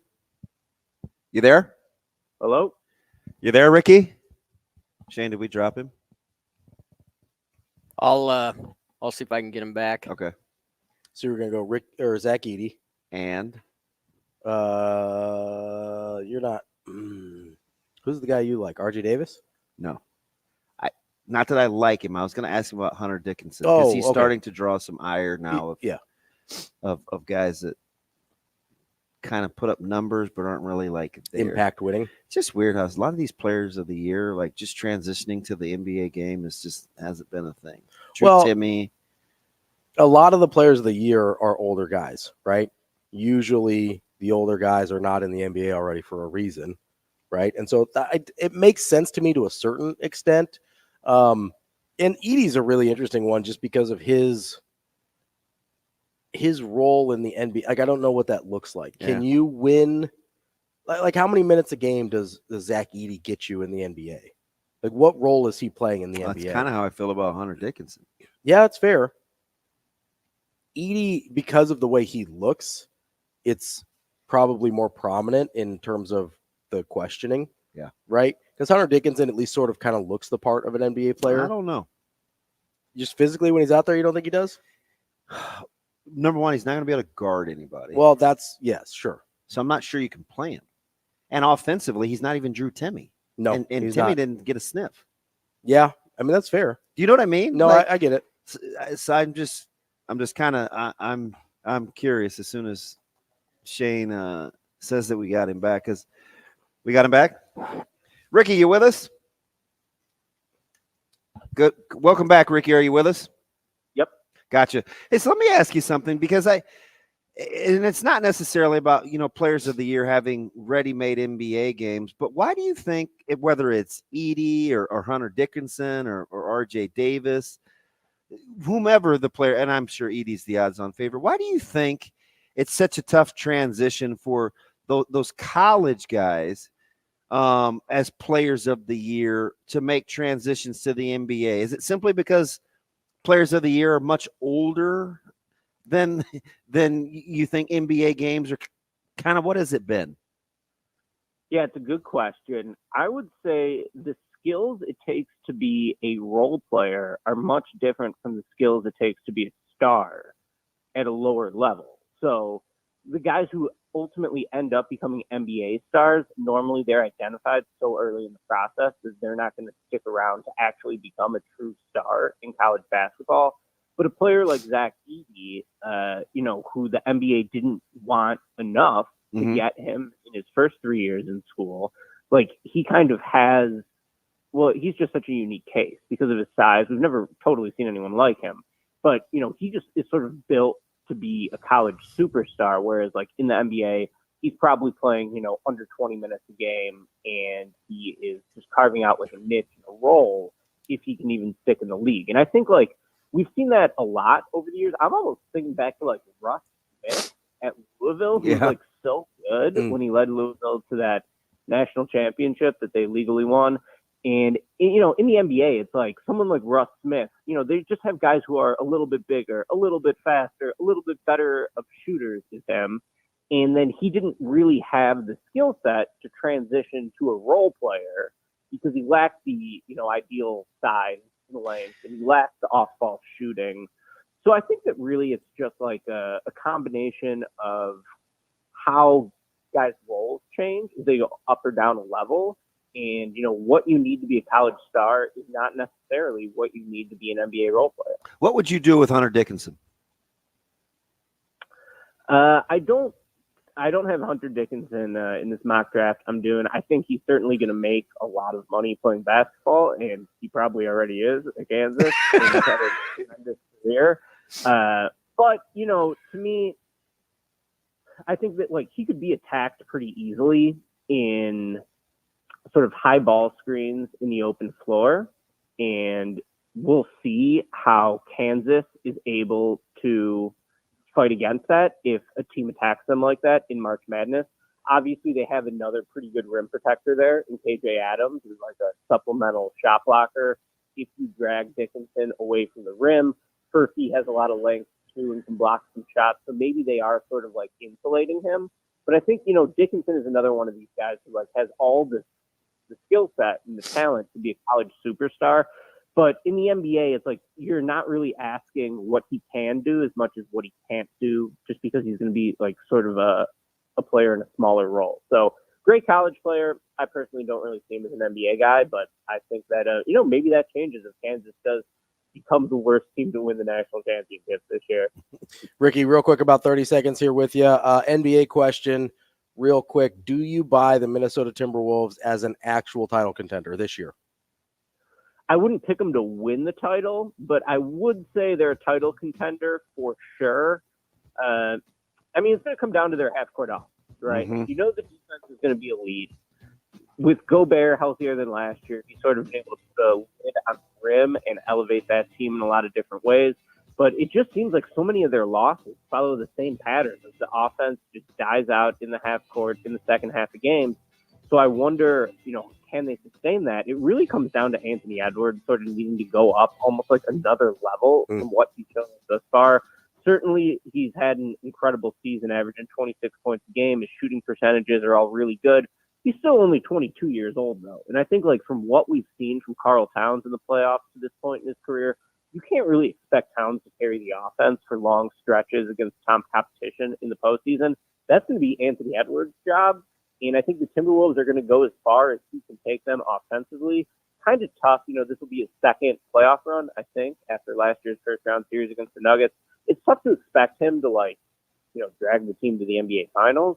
But I think they're going to have a chance. I think the pieces fit really well in Minnesota, and that's why they're so good. I can't wait to see them in some games that really count in the postseason. It's Ricky O'Donnell from SB Nation. Ricky, we appreciate your time. We'll catch up again soon. Thanks. We're halfway through the show here on Hurrdat Sports Radio, AM 590, ESPN Omaha, ESPN Tri-Cities. We are It's a lot of tension. live on Twitter, Facebook, and YouTube. Yeah, because people are being dumb. You know how I would. I don't think you know how I would have came back from break. I would have said we're halfway through the show here on Hurrdat Sports Radio. Bo Jackson is the best. We're live on this station, that station. Bo Jackson is still the best. We're still live on this station, that station. We're on Shane, on YouTube. Shane, we're on the internet where you can call us. Bo Jackson is still the best. Do you mind stop lying for a minute so I can get us all paid? Is that okay? Is that all right? Is that cool? Is there a lot of tension in here? Yes. I read him. My buddy sent a message. He said, "So let me get this straight." And by the way, we can get in his NBA fantasy league. I'm just going to say this. I'm going to let you do your read. All right. The reason it got like this is he said, "Let me get this straight." Yeah. Trevor Lawrence is a generational talent, but Bo Jackson is overrated. Talent doesn't equal production. No. You can come Omaha back men's to basketball tonight, February 22nd. Frankie Fiddler is just getting buckets as he does, but it is the last opportunity to see your Omaha Mavericks men's basketball team at home this season. They're gearing up for the conference tournament, and they've got Oral Roberts tonight on senior night. Get your tickets now by calling the box office 402-554-MAVS or by going to omavs.com/ticks. Let's pack the Baxter. All right, now to stupid comments that people are making. You could have read that more like, and Bo Jackson is still the best, and he's comparable to Earl Campbell in a lot of ways. Who would have ever thought I would be the same one? I certainly didn't have that on my bingo card. Let me just address. I feel like he just took a shot. Let me just address maybe a little bit. Let me just address the Trevor Lawrence size whole elephant in the room here. All right. So your guy says, I say Trevor Lawrence is a generational talent, but Bo Jackson is overrated. First of all, I think some of you all might have some like SAT or like reading comprehension problems here. All right. Overrated does not mean bad. Overrated means the hype and the reverence for a certain player does not match what they actually were. If I told you that a football player who played 38 career games, never rushed for 1,000 yards in a season, never played an entire season, would still be talked about 35 freaking years later, you'd be like, did he murder someone? Is he now a famous commentator? No, he's Bo Jackson. If I told you that a Major League Baseball player that only had 400 plate appearances in his career 400 at-bats, not plate appearances, 400 at-bats in his career 3 times, a whopping one-time All-Star, a career sub-800 OPS. If you don't know what that means, look it up. And we're still talking about him today like he's the second coming. He was the second coming. You'd be like, oh, who is this person? No. It's Bo Jackson. It's Bo Jackson. Wildly overrated. Nah. Not as good as Deion Sanders as a dual sport athlete. Nah. Certainly not as accomplished. This is what I'm talking about. And not to mention a perfect example for my Trevor Lawrence point. Nah. Because guess who was prodigiously talented? Bo Jackson. Guess who didn't produce hardly diddly squat? Bo Jackson. Okay? That's the perfect argument for Trevor Lawrence because guess what?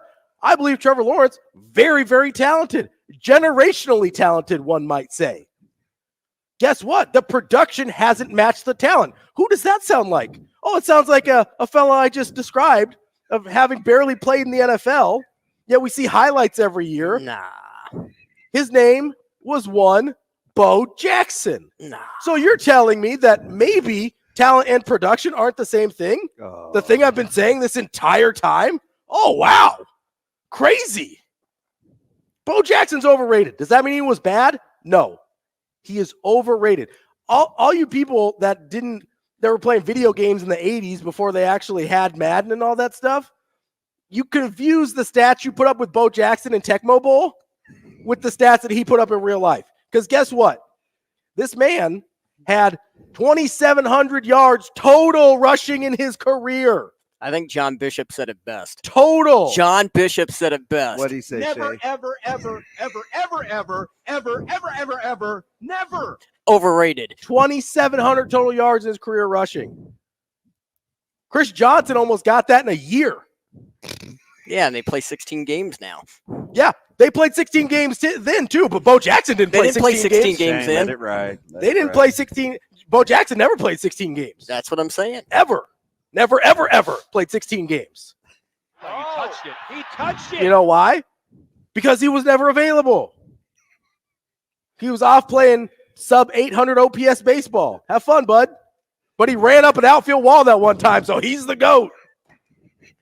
Cool. You seem very hurt right now. You gonna be What are we all right? doing? You're making a pretty good point for Bo Jackson over there. He's an incredible athlete who did not live up to his athletic prowess. Call it injury, call it whatever. I mean, we don't give Greg Oden the pass for injury, but we're going to give Bo Jackson the pass for injury. We don't give Sam Bowie the pass for injury. Brandon Roy. We'll give Brandon Roy a pass for injury, but Bo Jackson got injured. That's why he didn't produce. Brandon Roy was sick. Well, guess what? Before he got injured, he still was playing 10 games a year, 11 games a year, 10 games a year, and not rushing for 1,000 yards in any damn one of those seasons. Can we get to my guy? I just wanted to talk college playoff format, and Can we get to our guy here? why I'm mad at people for saying You Nebraska just wasn't point, in the just dance. point to what I said that was wrong. Just point to anything that I said that was not factual. Point to anything I said Let's go to out of breath, Brian. on the Warhorse Sportsbook hotline. What's up? What's up, B? I'm fine. What's going on, fellas? Listen, I don't know. I'm just here for the Yeah. show. You sit back for a minute, Damon. I Oh, have that's been. I blasphemy. haven't Okay. said a word. But Here we go. blasphemy. Okay, but this is what I don't like about your discussion, Okay. Ravi. You're saying that the quarterback. I ain't even gonna mention his name. Trevor Yeah, Lawrence, He's a talent. generational talent. I'm going to judge. I'm going to say that you're judging that off of your eye towel, off what you can with your eyes. Yeah. The stats you're trying to use for Bo Jackson, I don't like it because you're using stats to compare him or prove your point. But to me, it's like you're using your eyeballs to judge Trevor Lawrence because he hasn't been in the league long enough to accumulate enough number to consider him even to be talked about in the same breath as Bo Jackson. So if we're going to talk about going by all eyeball and what we see, my eyeballs tell me that Bo Jackson was way more talented than Trevor. My eyeballs tell me that Trevor Lawrence has played 50 NFL games I don't already. need to hear the number. 50 We're going by NFL games eyeballs on already, what you're saying. more than Bo You have Jackson. two different arguments. I'm listening. Settle on one. Settle on one is all I want. Either you going by the numbers or you going by the eyeball test. You putting two different arguments into one statement. Okay, but so is everybody that's saying Bo Jackson isn't overrated and Trevor Lawrence is, right? I'm acknowledging Trevor Lawrence hasn't produced to the level that his talent dictates. I'm simply making the same argument for Bo Jackson, that he did not produce to the level that his talent dictated. It's the same argument for the same guy. I'm eye testing both of them, say, hey, both these guys, super talented. Both of them have not produced to that talent yet. By the way, Trevor Lawrence has played 12 more NFL games already than Bo Jackson ever did, just for the record. So you can't really say sample size is an issue here because Trevor Lawrence already has the larger sample size. You're mad. He's played 12 more NFL games than Bo Jackson ever did. You seem very hurt right now. You're gonna be all right? He started all 50 of those, by the way. How many games did Bo Jackson start? He started 23. Bo Jackson started a year and a half of NFL football. 23 games started. It is ridiculous. I don't know if you're going to get the NBA fantasy invite now. Frustrating. I'm going to get what? The NBA fantasy invite now. That's fine. That's fine. It's okay. You okay over there? They're making the same argument against Trevor Lawrence that I am making against Bo Jackson. You have to take both, right? My eye test tells me Trevor Lawrence is super talented. My eye test also tells me Bo Jackson was super talented. But talent and production aren't the same thing. Mom, get my nuts. By the way, Trevor Lawrence has passed for 4,000 yards in a season. I don't know if that's good or not. Twice, by the way. I like turtles. Twice. I don't know if that's – is that a big deal or no? Is that not – I don't know. I don't know either. So we're just not going to get to the college football playoff format. We may at some point. I mean, it's hard when, people out here when people talking wild about stuff they don't understand. But Can I ask one question? by the way, Trevor Lawrence only has 5 fewer rushing touchdowns than Bo Jackson. Rushing touchdowns. A quarterback. It's not even the same position. Yeah. That's his That's the point, Shano. That's his point. 16 total rushing touchdowns. He the GOAT, though. It's a different era. An era where rushing was a bigger that deal. In there. Where rushing was a bigger deal. Can you just tell me that Nebraska was in the tournament before last night, though? That's all I want to hear you say.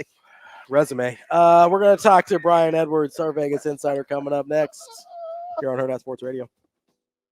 Wrapping up hour number 2 here on Hurrdat Sports Radio, AM 590, ESPN Omaha, ESPN Tri-Cities, and we are live on Twitter, Facebook, and YouTube. We're about to talk to our guy, Brian Edwards, on the Warhorse Sportsbook Hotline, but if you want to try and make any of these plays that B. Edwards gives us today, make sure you go to the Warhorse Sportsbook in Lincoln or in Omaha. That's right. You can place your bets in Omaha at Horseman's Park, 6303 Q Street.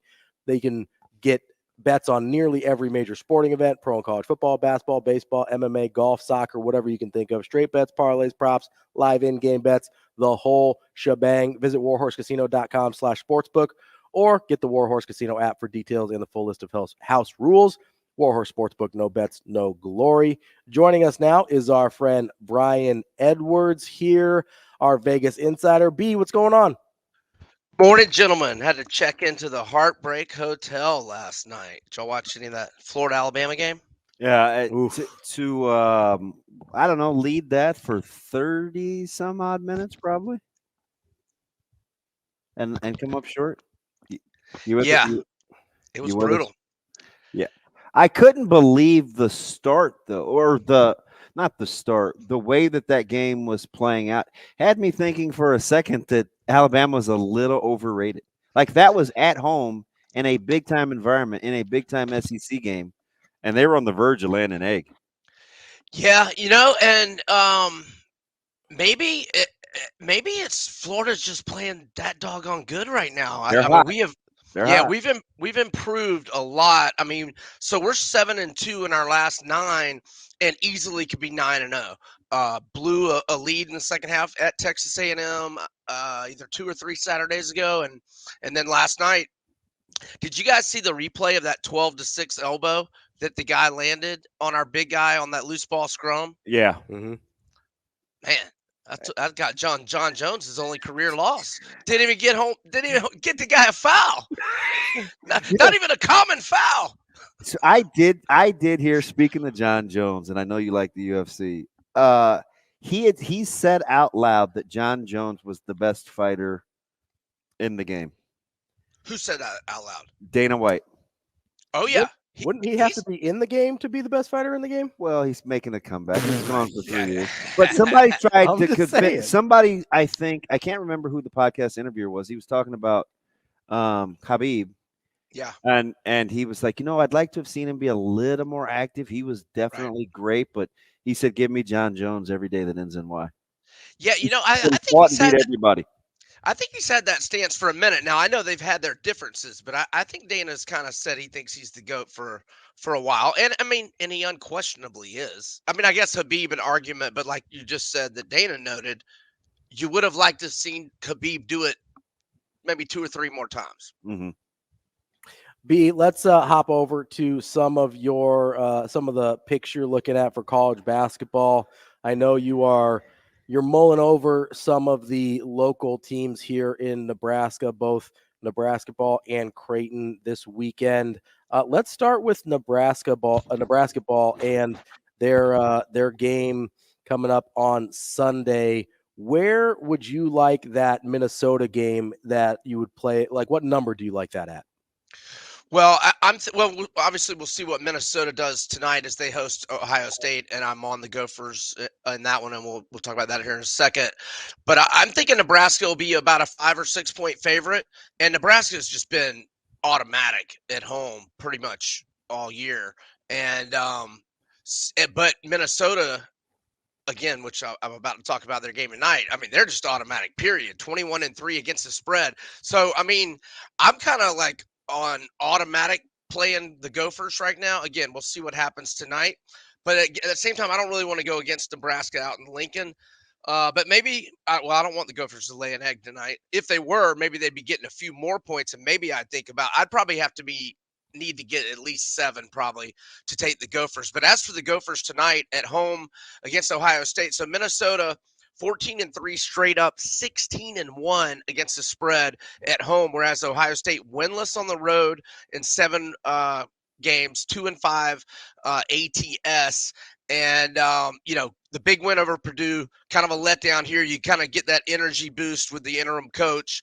And so I think Minnesota, I think that's the best play on the board tonight, minus 3.5 at home to the Buckeyes. I hate to fast forward to Nebraska, but since we're talking about it, and Minnesota is not a great matchup for Nebraska either with their lineup. So that I know you play the number and not necessarily always the matchup. Vegas kind of does that when they set the line. But to your point, Minnesota is a tough matchup for Nebraska. Yeah, Dawson Garcia is an absolute stud. He's an enigma, though. It's like, and I remember him coming out, and I was like, gosh, if he just would have stayed home. And then he transferred to Carolina after Marquette, and his dad got sick, and he just never came back. Mm-hmm. And I was like, I just wondered how much he liked actually playing basketball. But being back at home, close to home in Minnesota, he appears to have hit stride. Yeah, no doubt. And Minnesota, this is one of the best ATS teams we've seen in years. You got a total play that I'm interested in, only because I talk about this team all the time. In FAU, I get the hype, I get the run that they made last year. Sometimes I watch them play, and I'm just like, I don't know. I guess I could see it, but they can score, and so can SMU. Mm-hmm. That's a big number, though. 53 and a hook. 153 and a hook. What's Clark Kellogg's word? Spurtability. FAU's got a lot of spurtability. I mean, they have They almost balls. ran down South Florida the other day. Yeah, down 25, and I bet them live. I bet them a couple times live. I think I had them at plus 11.5, plus 16.5, and they almost made it all the way back. But I like the over tonight, 153.5. The over's hitting 4 straight for SMU, 9-2 in its last 11, and one of those 2 unders in SMU's last 11 had 156 combined points that would have gone over. Tonight, the over 7-4 in FAU's last 11 combined scores like 169, 159, 163, 215, 172, 177, and 176. I think we will get a lot of points over 153.5. B, let's switch gears to the NBA here for a second. My Warriors, DB's Lakers. Warriors are 5.5-point favorites. What are you leaning to there? Man, I got this at -3 on Monday. I just noticed on Monday that the lines were out, and I was a little shocked. And it was before LeBron was announced as out. Mm-hmm. And I grabbed Golden State -3. Now they're up to 5.5, but understandably so with LeBron out, and I'm going to go with the Warriors going into the All-Star break, 8-2, both straight up and against the spread, and 6 of those 8 wins by 11 or more. The Lakers 11-17 straight up, 12-16 ATS on the road. So I will go with the Warriors, and I've got a money line parlay, gentlemen. 4 teams. Oh Lord, Ooh, getting 4 back into teams. NBA action in style. B, I like it. Cavs, Jazz, Kings, and Pelicans. That should pay plus 184. All favorites at home. Again, that's Cavs, Jazz, Sacramento, and the Pelicans. And that's 14 money line parlay plus 184. The only one that likes live action, and I told him this, and it's funny you jumped on this. I told Ravi, I said, the only one that likes live action more than he does is you. Like, you will kill in-game live action. I like an in-game bet, B. I feel like sometimes you get, if there's a game I'm not totally sure on, the number or the feel, sometimes you can get good value because you see what it looks like a little bit. The number moves maybe a little bit in your favor to the side you were leaning on anyway. I think you can get real good value in-game. Yeah, and my strategy is always to try to get, hopefully 7 or 8 points better than the pregame number. Mm-hmm. And to always get a number better than pregame. In other words, like, let's say Minnesota, I'm on them 3.5 tonight. If they're out to an 8-point lead, I would never want to take them more than -3.5. I want to let's go the other way. Let's say Ohio State gets out to an 8-point lead, and we can get Minnesota pick them or plus 2 or 3. Mm-hmm. Value from that original line. I like playing in games also. I like going in-game money lines. If I like a team, if I like a team and they get down early and I can get plus money on that team, I mean, Yeah. I love hammering that money line in game if I get a little plus money on it. Yeah, I like that too, and you can get some very generous numbers too. I You mean, a really team can be can. a team that maybe is an 8-point underdog. It's only down 4 or 5 with 8 minutes left. You get them like plus 400 or 500 sometimes. Well, even like early in some games, like DB was convinced Creighton was winning against UConn on Tuesday, right? Yeah. But you've got UConn as a favorite. They get out to 11-3. The plus money I bet you could have gotten on Creighton at that moment early, I think would have been really, really nice. Like, I like doing that. I don't always wait a super long time. I kind of like getting it early if I think the start is wonky compared to how I think the game's going to go. Yeah, you probably could have gotten Creighton like plus 250 or so at that point. What you said, they're down 11-3. Yeah, they're down 11-3, about 4 minutes in. Oh yeah. Yep. Let me ask you something real quick, B. What'd you make of the work that happened with Volkanovski and about all she wrote? One more in him. Like what? How'd you what was your takeaway from the end of that fight? Well, I think he needs to take some time off. A lot. He fights all the time. Yeah, he needs to take like at least 9 months off, and there's no shame in losing to Topuria or Makachev. I mean, you just got knocked out. You had 11 days notice on the Makachev rematch. Then you took this fight a little too soon, in my opinion. Topuria is a monster, man. I went to Jacksonville last summer, and I watched Josh Emmett get his face beat in, and Emmett's still got it. I mean, we saw what he did to Bryce. Topuria is no joke. He's legit. So I just think Volk needs to take 9 months off. I still think he's one of the best. Maybe move up to 155, but don't like try to rush into a rematch here. Take some time off, man. That's B. Edwards. You can find him majorwager.com, Vegas Insider. B. Edwards, our Vegas Insider. Hopefully we can make a little money this week. Thanks, fellas. Y'all have a great weekend, man. Appreciate it, B. That's Brian Edwards. We'll talk to him again next week. Coming up next, we've got Michael Bruntz, Husker 24/7, here on Hurrdat Sports Radio. Kicking off hour number 3 here on Hurrdat Sports Radio, AM 590, ESPN Omaha, ESPN Tri-Cities. And for hour number 3, we're on KFOR in Lincoln as well. We're live on Twitter, Facebook, and YouTube. I'm Ravi Lulla. DB will be back at some point, probably. We are brought to you by our friends at the Team Jack Foundation. Their 11th annual Team Jack Gala presented by Fat Brain Toys is coming up on February 24th. That is this Saturday, just a couple days from now, in Lincoln. There's many great auction items up for bid. You can find out more and get involved or participate at teamjackfoundation.org. Whether you can go to the gala or not, whether you can participate in this particular event, they've got information on all their events. You can donate directly from the website and find out other ways to get involved with teamjackfoundation.org as well. But that 11th annual gala is going on this Saturday, February 24th in Lincoln, presented by Fat Brain Toys. Again, check out teamjackfoundation.org to find out more. Joining us now on the Warhorse Sportsbook Hotline is our guy, Michael Bruntz. How you doing, bud? Not bad. What's going on?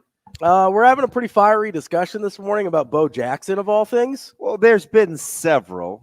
Yeah. Ravi started off by telling me that Nebraska wasn't in the tournament until last night.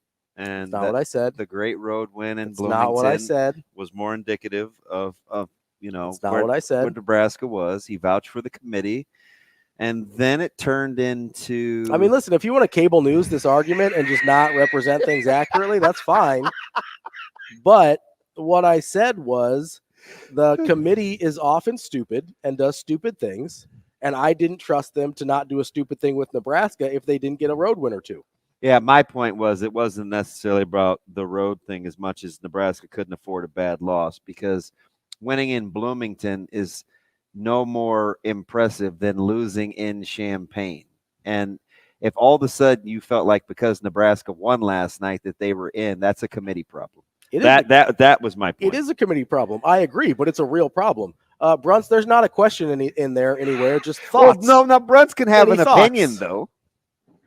No, I'm just listening. I'm getting caught up, which I appreciate. You guys haven't gotten to the Bo Jackson part. Oh, now that I'm kind of out of. So, of course, Michigan lands cold. And we were talking about somehow it started with Severe because he called in. Mm-hmm. And running backs came up. Mhm. Lance kind of dropped in Bo Jackson late. Well, we only gave him about 90 seconds, which he was salty about. And he had to get in and get out. Listen, and it's a hard out. I don't know what I to tell said you. I did not put Bo in the GOAT discussion. And then Ravi went off. Bruntz, how many career games do you think in the NFL Bo Jackson played? Oh boy. Not many. Not many. That's correct. It is not many. and he does. So the thing about it is why everybody's mad at him is. So my buddy messaged me. He goes. So let me get this straight. Trevor Lawrence is a generational talent, but Bo Jackson is overrated. And then Ravi went ham. Well, because people don't know don't know words, and they think overrated means bad. Wait, you said Bo Jackson is overrated? Yes, 1,000,000% yes. Here we go. Wow, that's a take. No, it's not. It is a take, but it's accurate. Bruntz, if I told you that some dude that played 35 years ago and had barely played one NFL game for each year he had been out of the NFL, because that career number is 38 total games, and we're still talking about him the way we do today, that is overrated, my friend. Now, I'm not saying he wasn't talented, okay, but what he actually accomplished on a football field compared to how we talk about him is the definition of overrated. No, I don't think so. Hey, then he got into his. What do you think his OPS is? Career. That's what we're going to. OPS. That's what Ravi went to, Bruntz. I'm just saying he runs up an outfield wall and we think he's like he's Jesus Christ himself, but no. Like I'm curious what his career OPS is, if he's so good, if he's the best dual sport athlete we've ever seen. Are you gonna ask me what his VORP was? Is that where we're going next with this? Well, probably not that good because he didn't play that much, so a replacement player just being on the field would probably be helpful. Oh, wow. Do you know what his WAR was? His WAR? I do love for his career. I do love a good WAR. I'll look it up for you here real quick. Yeah, It's higher than I would have thought. It is pretty good. It's 8.3, which is good for 8 seasons. That's not bad for a guy that's overrated. He is overrated. I was mostly talking about football, but I'll throw baseball in there too. He only had 3 seasons where he got 400 at bats. Bruntz, like you have to be on the field to be great. You don't have to be on the field to be talented. You don't have to be on the field to be talented. You don't have to produce to be talented. You do have to be on the field to be great. He's one of those rare people where, like, if I told you like a Bo Jackson story, you would I could not make it as outlandish as possible. Like that's how good of an athlete he was. Like if he like ran up a wall with like a group of children on his back while teaching them to read, I would probably at least consider that. That's the wait. Did that happen? That's what Bruntz would say. Wait, so was he teaching the children how to read? Or what was the children teaching him how to read? Was it like Shel Silverstein? Was it Dr. Seuss? Yeah, that was in the 88 All-Star game, I think. 89 is when he actually made the All-Star team, but that's okay. That's the intrigue of Bo Jackson, and I think there's very few. No, listen, I agree. I agree. It's the intrigue of Bo Jackson, not the production of Bo Jackson. It is the intrigue of Bo Jackson that we are intoxicated by. I know, and that's why he's not. I don't think he's overrated. He's not overrated because of the mystery we surround him with. Yeah, that's right. I think there's very few people that you can get to that point with, so I think he's appropriately rated. I don't mess with those people. I love. He's John Bunyan. That's what he is. It's just this Mister. This is it. Paul Bunyan. I don't know. John Bunyan was probably a John Henry. So John Henry. There's both. Yeah, and apparently Bo Jackson was both because he's the greatest thing we've ever seen. Bruntz, your low key snark is unmatched. It is. Yeah. He's like, no. I find the disparaging of Bo Jackson a very strange hill to die on. No, I'm not disparaging Bo Jackson. I'm disparaging the way people view Bo Jackson. Well, I'm not. Opinion. I think you're wrong. I'm not. I will never say anything bad about his athleticism or his ability. Just his actual production on a professional field of any kind. Got it. That's all. And great commercials, though. Wow. See? Wow. See. Ravi's a double down guy. I heard he played tennis too. Maybe we should see how he does. So Bruntz, he would probably do pretty well. I mean, I don't know. He struck out 172 times in 1989, so he might not hit the ball a lot. I just don't understand why you're getting into stats to disparage Bo Jackson. That's just not because not what we're doing. Production matters. Listen, if people are going to get all in, and this is where it started. This is where I got mad. If people are going to get all in my face about Trevor Lawrence not being productive enough for me to call him a generational talent, then I'm going to get all in the stats to tell you that Bo Jackson didn't do jack diddly as a professional athlete. You seem very hurt right now. It's Bo Diddley. Oh, shoot. I messed it up again. John Henry. Paul Bunyan. Didn't Bo Diddley? Wasn't he in a? He was in a Bo Jackson. Yes, he was. Brunsey, did you see what I did there? I'm old. Nice. I'm old I like though. that. Hey, I like that. I caught it. So Nebraska's got their rotation set, and I was a little worried about Christo's health. I know they kind of shut him down late before the season started, just to kind of build him back up. He got some innings in over the weekend. It was good, was not great, obviously, but he gets the Thursday start against a team that can really hit the baseball. Is this a good litmus test when you look at how they set this pitching rotation for this weekend? Yeah, I mean it's an interesting decision. Yeah, You know, I think that was kind of that was the plan even coming into last weekend, because you had to set things up with the 4-game series and with the Thursday game. So the idea was they would throw Christo Sunday, get him ready for Thursday. He's had an interesting year, right? Like he goes to Alaska in the summer and actually he was pretty good out there. If you look at the numbers, in the fall he was really good. You know, was sitting 95. You know, had kind of found that cutter. And pairing the slider with it, kind of slider cutter, I guess, whatever you want to call it.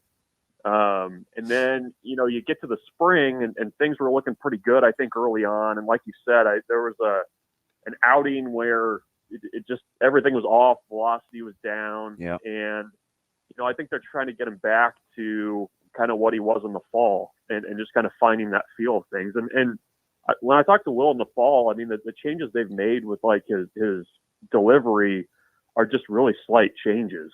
And you know, I think it's just a matter of kind of trying to get back to that. So we'll see if he can do that. I mean, it's kind of hard, I think, for fans to kind of see the results he's had in the past and then kind of trust how good he was in the fall without seeing it for themselves. So, you know, we'll see kind of which Drew Christo you get. But I mean, if he's on, I mean, that's a pretty good right out of the gates starting option. You know, the thing that, you know, I think is kind of happening too, they really like the potential of the freshman Horn and Timmerman. And sure. They threw Timmerman twice this weekend. I wonder if by April he's forced his way into the rotation, but I think right now they're kind of doing everything they can to kind of keep him in that bullpen role that you know, he just kind of has the temperament for right now, without putting too much on his plate. So I think that's kind of how you ended up with Christo as your guy on Thursday, and then kind of the same weekend as what you had in Texas. Bruntz, as you kind of look at, okay, obviously they went 1-2 in their opening kind of neutral site showdown down there in Texas. They've got 4 games against Grand Canyon coming up, then 4 more at College of Charleston before they make their way back to Lincoln in the beginning of March. In your mind, how does that 8-game stretch need to go for Nebraska for them to be where they want or need to be before they start off at home here? Yeah, I mean, I think you want to win both series. I mean, I don't think those are probably sweepable series by any means, but you know, I think you kind of need to start to see some of the results for playing good baseball. I mean, you come back from Texas 1-2 last weekend. I didn't feel like Nebraska really played, you know, 1-2 baseball. I mean, I think for the most part they were fairly in control of things. Obviously, got a little sideways on them in the ninth on Saturday and Sunday, but you know, I think that was kind of the most competitive out of the gate you've seen in a true non-conference since Will Bolt has been head coach. You know, I think they had some arms that looked really competitive, guys that are going to do really well in the Big Ten and in the midweeks. And, the hitting, I think you've got to probably adjust the approach a little bit. The strikeout numbers were a little bit higher than you'd like, but they were, breaking a lot of guys in new roles. So, I think the next 2 weekends, you need to start kind of seeing a little bit more of the results, I guess, for kind of the way they played. I thought that even that Baylor effort, and I know Baylor's going to be kind of down in the Big 12 this year, but that Nebraska just kind of hung in there and, was really good in the late innings. And I think that's kind of what the staff wants to see out of this roster is just that toughness and guys kind of in the fight for 9 innings. Yeah, baseball is weird like this because it is so numbers driven. And maybe I jinxed Nebraska early. It was just the opening weekend, but I think that's exactly how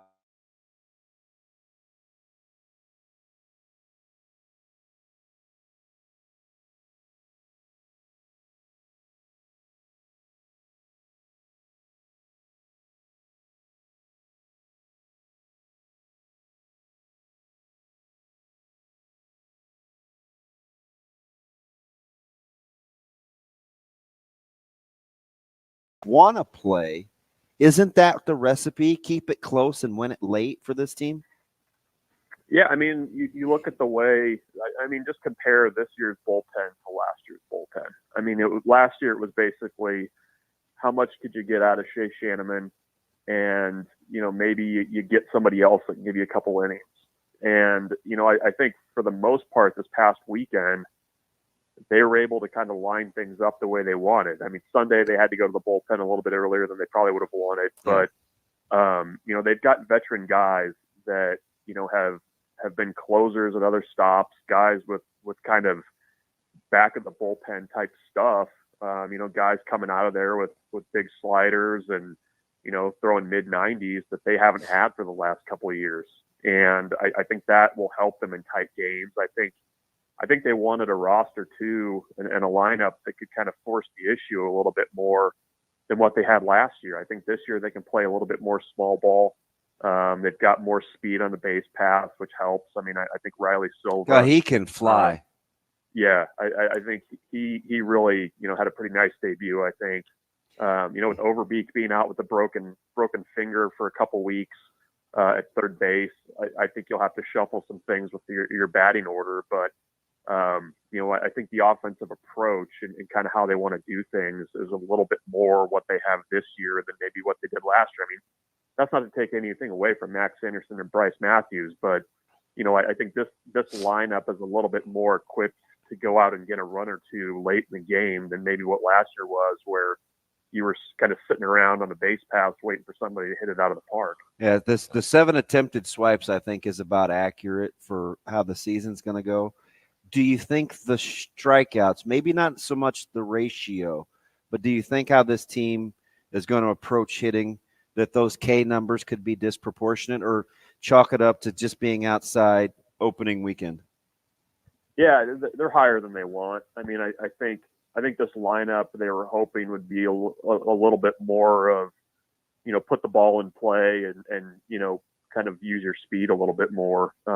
You kind of go back to the fall and maybe what guys have done in the past. I mean, Brumbaugh at the top of the lineup, Silva's this way too. I mean, those are contact speed guys that can get down the line in a hurry. And, I think part of it was probably the opening weekend jitters. I think part of it was guys pressing a little bit, and they also saw some really good pitching. I mean, that's the other thing to keep in mind is Texas Tech has some guys that can really pitch it. Oklahoma too.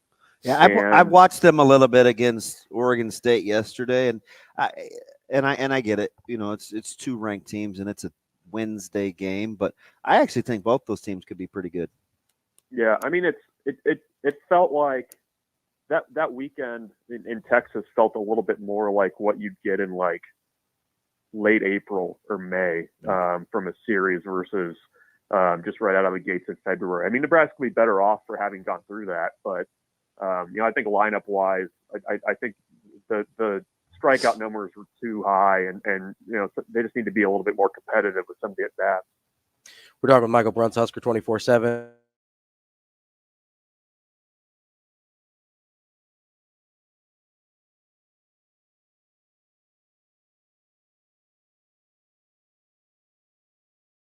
of concern that you're going to keep an eye on as we head into this next stretch?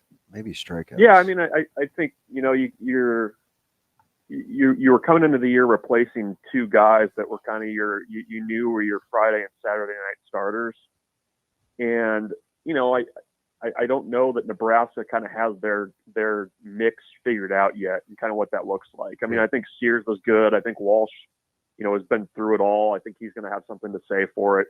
We'll see if Caleb Clark can bounce back from the start that he had. I mean, that's kind of the question I have is who's going to be that kind of third guy. Maybe it's Christo. I mean, we'll see. I mean, that's something that they've got to get figured out a little bit.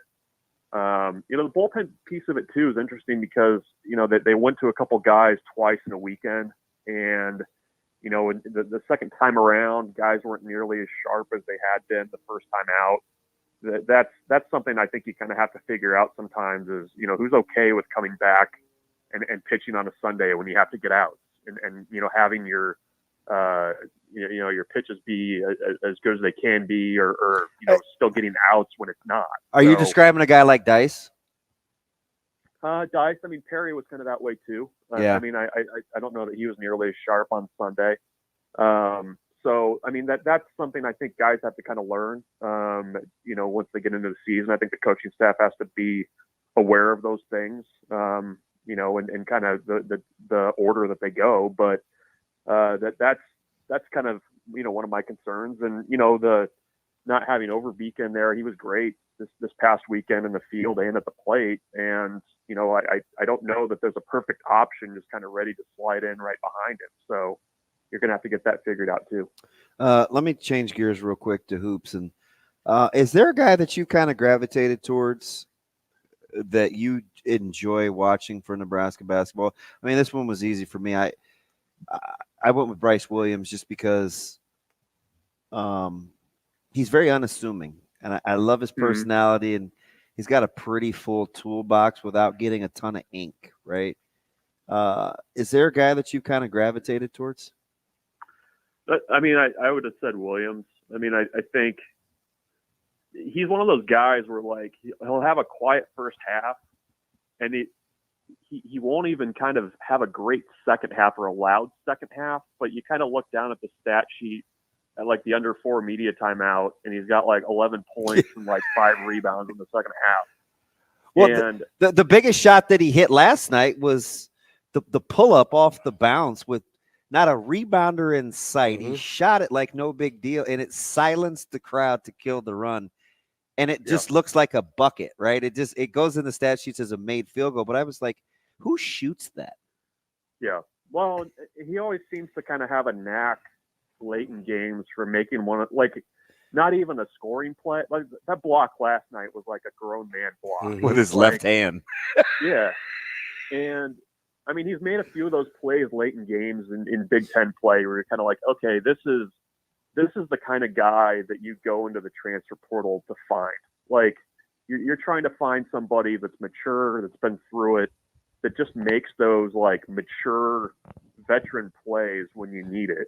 And I think he's been a really important piece that maybe kind of hasn't gotten the headlines, in part because he's, like you said, Damon, he's not a real flashy player. Yeah. And I think, when you kind of get down the stretch here and games get tight, I mean, that's a really valuable person to have out there on the floor for you, as a guy that just has been through it and is just, kind of frankly unflappable. And by the way, it doesn't hurt that he also makes his free throws late in games. I mean, that's been something that, Nebraska's kind of struggled with for years. Bruntz, is there any part of you, got about a minute left here, that wishes he'd be a little more assertive? And because he does have a really interesting skill set, he does have the ability to kind of take these, FU shots to shut the crowd up at Assembly Hall. Like, is there any part of you that's like, man, Bryce Williams, could I get like 10% more out of you?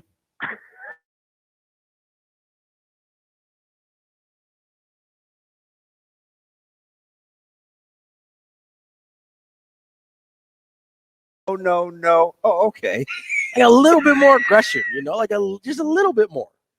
Yeah, no, it's a fair question. And that's, I think one of the questions coming into the year is like, okay, who's that guy if you need a big shot at the end of a game? I mean, I think it's probably Williams, but I mean, I agree. I mean, I think he could probably be a little bit more assertive, but I also think he's a smart player and kind of just knows where he fits, and there's value in that. Imagine if we get that. He doesn't have to shoot it like that, but the under control version of Marcus Lawrence too. Yeah. That would go a long way. You don't have to go 5 of 5 from 3, but the handling of the basketball and decision making, I'll take it. Michael Bruntz, Huskers 24/7. Bruntzy. Bruntz, we appreciate it as always. We'll talk to you again soon. Thanks, guys. Take care. We've got more Hurrdat Sports Radio. That's what it's called here. Coming up next. Shane, you want to do the rest of the show? Hey, he did that on purpose. No kidding. You think? Dude, our comments are hilarious. I mean, nobody's arguing the highlights. I'm arguing the overall production. Hey, by the way, so, I was talking about Jamarcus Lawrence. Yeah. Who would you be playing at the point for Nebraska? That's a hard question. Because they don't have a true. It is very. They don't have a game true to game point guard. it? Yeah, I think it's a lot of matchups. I think it's a lot how you feel about who in particular. Because there's some games where I'm like, yeah, let's roll Sam Hoiberg out there, where he looks like the best guy in that role. There's some games where it seems like Bryce Williams is bringing the ball up a lot. There's some games where Jamarcus Lawrence seems like he's kind of the right guy for the role. That scares me about Nebraska maybe more than anything. Like, if I don't know who that guy is. There's some other there are some teams. Like, how many teams did we just talk about with Ricky O'Donnell where he said, yeah, but they don't really have a true point guard. And I don't like it for them either. I mean, even Creighton, I wouldn't say, like. They don't have I don't know. Ashworth is a point guard. Pass first? Does it matter? Are you discerning? I'm more talking about, like, the ball handling ability for this particular conversation. As your primary ball handler? Yeah, as a primary ball handler. Not Baylor? Baylor's a half-court primary ball handler. Okay, so who initiates the offense? Especially in the half court. A lot of times Baylor does. Sometimes Trey. So that's what I'm saying is you're still deferring to him as well, so I kind of tradition a point guard? That's fair. Baylor is probably. See what I did? I asked the argument backwards. Yeah, Baylor. That's fair. Baylor is probably the closest thing to a true point guard on that roster, but because of his size and positional ability, you don't really think about him that way. If you knew more about how Nebraska wanted to play offense, would that be an easier question? Absolutely, because I know exactly what Creighton's trying to do. Okay. And Mac has done this before, right? Where he's got one guy that kind of brings the ball up, or he's your transition point guard, and then you've got the guy that enters the offense in. Like, I think of Austin Chapman versus Grant Gibbs. Austin Chapman brought the ball up a lot. Grant Gibbs entered the offense, right? I think you see that a lot. Gosh, I kind of see that with our own high school. You see it a lot with teams that know what they're trying to do. Yeah, like CJ brings the ball up a ton. Yeah. Caleb initiates the offense. Yeah, it's a different skill set. Yeah. Right? Because the ball handling becomes way more important when you're bringing the ball up. Somebody's trying to put a little pressure on. We saw it against when UConn started to heat up Creighton a little bit at the end there as they tried to crawl back into that game. That's a different skill set than initiating offense. I wondered why they don't play that way more often, because they have the depth. Yeah, I think against Creighton, they tried it a couple times, and Creighton broke it real easily the first couple times, and so I think they were hesitant to fall further behind. And maybe when you didn't have the rim protection, when Clean was you don't feel good about leaving that back end open. Pressuring the rim. Yeah, because when you don't really want to overextend your defense. That's why Creighton's able to do a lot of the things they do defensively, is because, like, Ashworth can chase guys around and be in their jersey because he knows if he gets beat, Kalkbrenner's got his back, right? You can play Mason Miller, who sometimes gets beat on the perimeter, because you know that Ryan Kalkbrenner is either going to force them into a mid-range jump shot, which Creighton's okay with, or he's going to meet him at the rim. Like, it gives you a lot of flexibility defensively. And with Klingon in foul trouble on Tuesday, I don't know that Hurley was comfortable doing it. How comfortable are you with Nebraska handling the position that they're in going into the weekend emotionally? Because I actually think that's part of it. No, it is. And I talk about it all the time, right? Handling success, handling failure, staying in the moment, all that kind of stuff. Yeah, I think I don't know. That Iowa game sticks out in my head a lot, and maybe more than it should after Purdue, where they really kind of laid an egg at Iowa after the emotional high. But I don't know that Indiana is that same emotional high. I'm just telling you, is the way Iowa plays. Mhm. I don't love that matchup either. That's fair too. But you're not coming off of. And Iowa puts so much pressure on you offensively.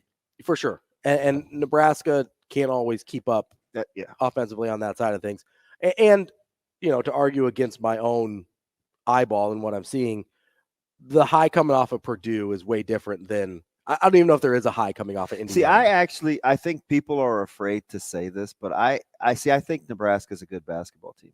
I think they are. People just don't say that out loud. They get all sorts of contingencies and what ifs, and because I think people – are afraid to trust what they see. It's a good basketball team with a good record in a good conference. Yeah, they're not a perfect basketball team. But there's no one is. Yeah, but you don't have to be perfect to be good. Right, and you know what that's the part that I don't like about having discussions. It's like the one that you just got in.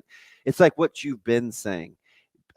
Too often, I think sometimes people say if you're saying something, then you're saying the contrary to what they perceive the opposite to be. Mm-hmm. And that's not always the case. No. Sometimes the statement is just in the statement. I said it earlier this year that for a long time, the reason like if I tell you, hey, I like your zip up. Yeah. That doesn't mean yesterday I didn't. That you hated my outfit yesterday. Yeah. Right. Like if I say, hey, I like that zip up. Yeah. Listen, man, I like the beard today. And you say, well, what's wrong with my beard yesterday?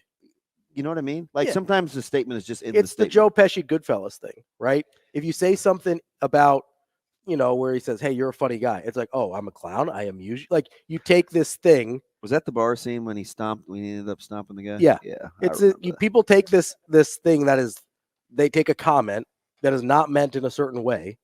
Like Bo Jackson is overrated, for instance. That doesn't mean Bo Jackson's bad. That doesn't mean Bo Jackson's not talented. That doesn't mean he might be the best athlete of all time. Why didn't you just say, this is what I would have said as I was listening. Why didn't you just say the lore doesn't meet the production? That's exactly what I said. Right? And I said that to Bruntz, and Bruntz goes, yeah, but the lore is why he's not overrated. And I was like, no, that's exactly what I'm saying. Because lore to me is intangible. It's fake. Because that would be hard to dispel. I mean, it's not hard to dispel. It's impossible because there's the production. And that's all I was saying. The way we revere Bo Jackson does not match up with the professional career he had in either sport. It just doesn't. And that doesn't make him any less of an athlete. That doesn't make him any less talented. All it's saying is because of the lore, because of the mystery that Bruntz talked about, we view him in a way that is incongruous with what he actually did on a field. So that's like kind of what I'm like. So with basketball, right? Like it's a good basketball team. Period. Yeah. Nebraska is a good basketball team. Mm-hmm. Like I could say to you, Creighton is top 2. I don't care what the rankings say. Creighton is top 2 in the Big East, and I agree. Right? Like Marquette is a bad matchup for them, but Marquette is not a better basketball team. Yeah, you take the totality, and I think I can.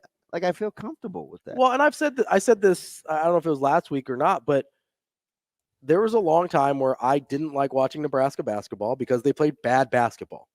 Whether you want to go back to Doc, whether you want to go back to Tim Miles, whether you go early Hoiberg, it was bad basketball. I hated watching Alonzo Verge and Teddy Allen do whatever they wanted and not really have any idea about what Fred Hoiberg was actually trying to accomplish there. Right? I hated watching that basketball. I thought it was trash. I like watching this basketball team. It's a good basketball team. They play good basketball. Now, that doesn't mean they're not going to take some bad losses. It doesn't mean they're going to be perfect, right? But on a night in, night out basis, they play pretty good basketball. Yeah. I'm okay saying that. God, they're 16-1 at home. That's really good. It's really, really good. And my favorite is, because I said this yesterday at the grocery store, I'm like, there's 60 because they weren't calling me out. They were taking umbrage with the road win thing. Okay. Right. And I said, I'm not going to reset it, but I said, I'm just telling you, it's not about winning on the road. It's about not having bad losses because there's no one on this planet. And I even said this to you.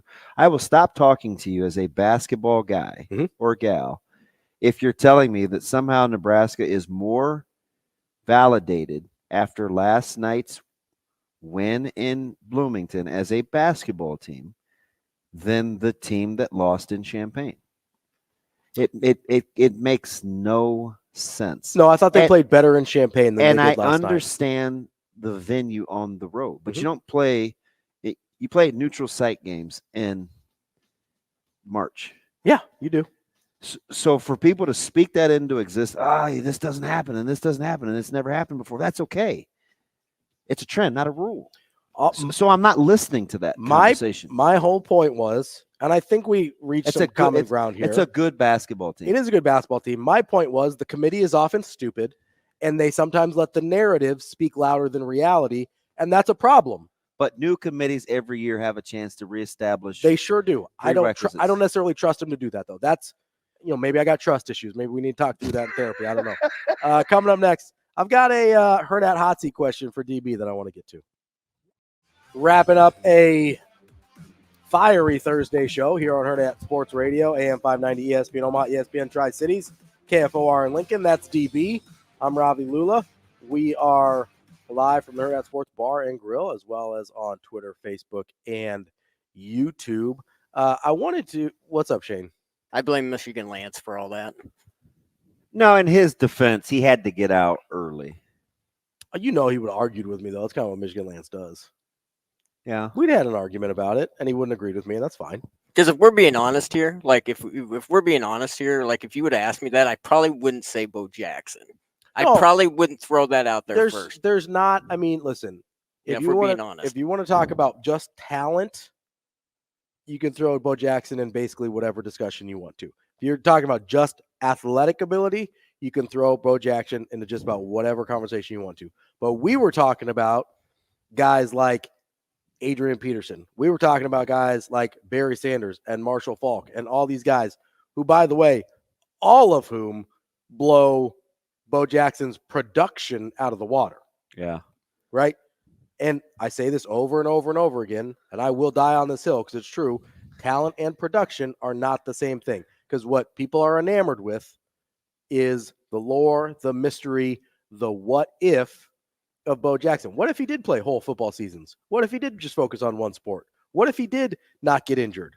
Right? It's all about the what ifs of Bo Jackson and not the what is of Bo Jackson. Can you base it upon a percentage? How do you quantify it, Liquid? You take Barry Sanders and put him at 100%, and then it's just your simple algebra. It's just weird how people say these things definitively, though. And I'm not shooting down, excuse me, Sauter, on social media, but he said Bo Jackson equals best athlete ever. Yeah, I don't know about that. Let me put this out here, okay? Let me put it out here, okay? Because I know people make fun. But I know that's kind of the thing, to say, right? And we just pawn it off because he doesn't have the production to back it up. But Bruntz said something interesting when he said, prompted by a conversation with us, he said, "Is there another athlete out there that no matter how weird the story you hear, you wouldn't pawn it off as non-factual based on who they're talking about?" Yeah, what we're talking about here is I believe Bill Simmons calls it the Tyson zone. Basically, you could tell me any story about an athlete and I would believe it, right? Yeah, like Mike Tyson strong-arming Jordan over dinner. Yeah, I over think Robin Gibbons, right? I believe that story. Mike Tyson punching down lockers. I think Bruntz is talking more specifically about athletic stories that you could hear that you wouldn't be surprised by. You could say, there's this one time Bo Jackson ran a 3.9840, and people are like, maybe, or whatever, right? I think he's talking more athletically and Tyson's more the crazy stuff. I just don't see how you say with a straight face that Bo Jackson is a better athlete than Deion Sanders. Yeah, I don't know if you can make that. Deion Sanders won an ACC track meet. Yeah. Okay. Yep. He was player of the year in basketball. He was player of the year in football. He was player of the year in baseball. He is in the National Football Hall of Fame. Yep. He is widely regarded as the best ever to play one particular position. Probably the best cover corner of all time. He's like a career 270 hitter when actually hitting 270 in the major leagues was good. Similar OPS to Bo.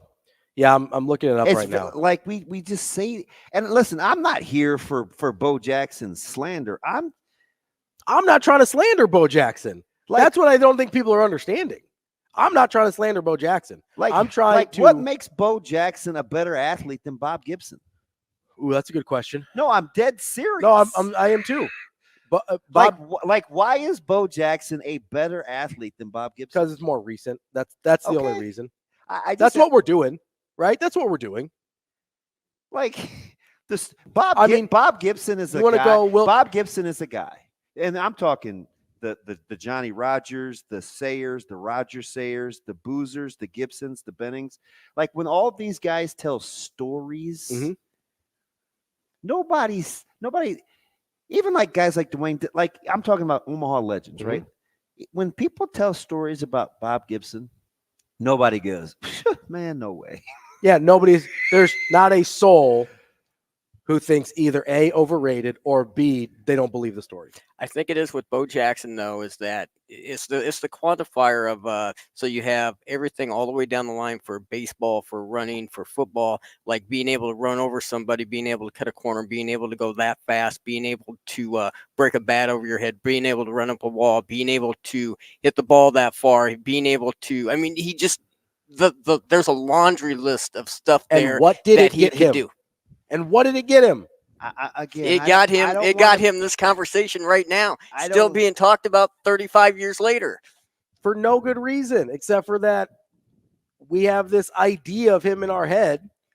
That's all it is. But look at all that stuff that he could do that he mythology. did at the time. It's the same reason we're talking about Achilles 2,000 years later. It's the mythology of Bo Jackson. There was no mythology about it. That's what he did. I watched every single Raider game that he did, and he always did that in every single game.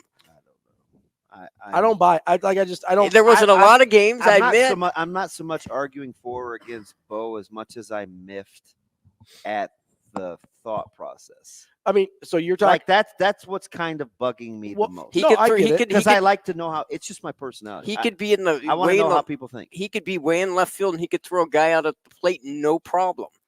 Cool. No problem. I mean, cool. That's so part of it, though. So could Ichiro. Who cares? But he could he run the ball, football, 91 yards? Ichiro is probably in that discussion of things. Did you? You could tell me Ichiro could do anything on a baseball field, and I believe I told you. It might have been AR-15, but I told the story how I was watching one of his old videos where he was hitting targets from the outfield at home plate. Mm-hmm.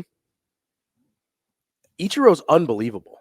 He was hitting targets that were set up around home plate from the outfield. Yes, he's unbelievable.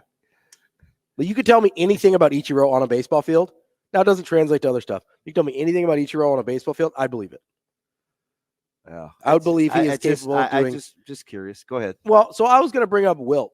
Wilt was Chamberlain. Yeah, incredible track athlete, high jumper, like incredible. We don't count that. Jim Brown, right? Jim Brown. You want to go like way back? Somebody brought up Jim Thorpe, right? We're not going to talk about Jackie Robinson as the best athlete of all time. Probably not, but I get where you're going. You know what I'm saying? Yeah, though? You're just throwing. Yeah. Kind of like my Miami thing yesterday. I'm not going to hold you to it because I get the point. Guys, I get the point.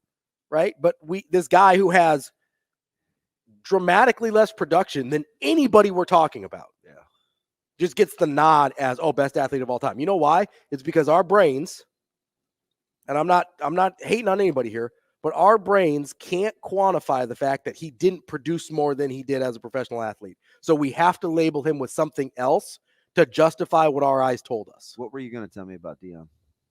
711 OPS as opposed to 784 so you're in the same neighborhood as Bo Jackson, except for he did it over, an actual whole career as an MLB player. I mean, Howie Long once said there's nothing. I get it. Nothing overrated about Bo Jackson. Oh, so if Howie Long said it, then one of the greatest down linemen of all time. But that I don't care that doesn't make him an expert on anything. Michael Jordan is the best basketball player of all time. He's the worst GM I've ever seen in my life. That's not true, but I get. He's bad. He's a very bad GM. Okay, I get it. You know what I'm saying? That's right. Like, because David Kahn exists, so it's not Michael Jordan's not the worst. Hey, GM of my all time. man B Square, he wants me to ask you if you'd stop yelling. I will not. By the way, boys, the fillets at Fairway. Yeah. Do that. Made fish sandwiches. We're not going to get to the question I wanted to ask you, but my buddy texted me, and so I'm going to ask you the question. Okay. Where do you stand on pizza rolls, in or out? On pizza rolls? Yeah, like the Totino's little pizza or whatever. You can make them yourself. I don't care. They're probably overrated too. Little pizza rolls.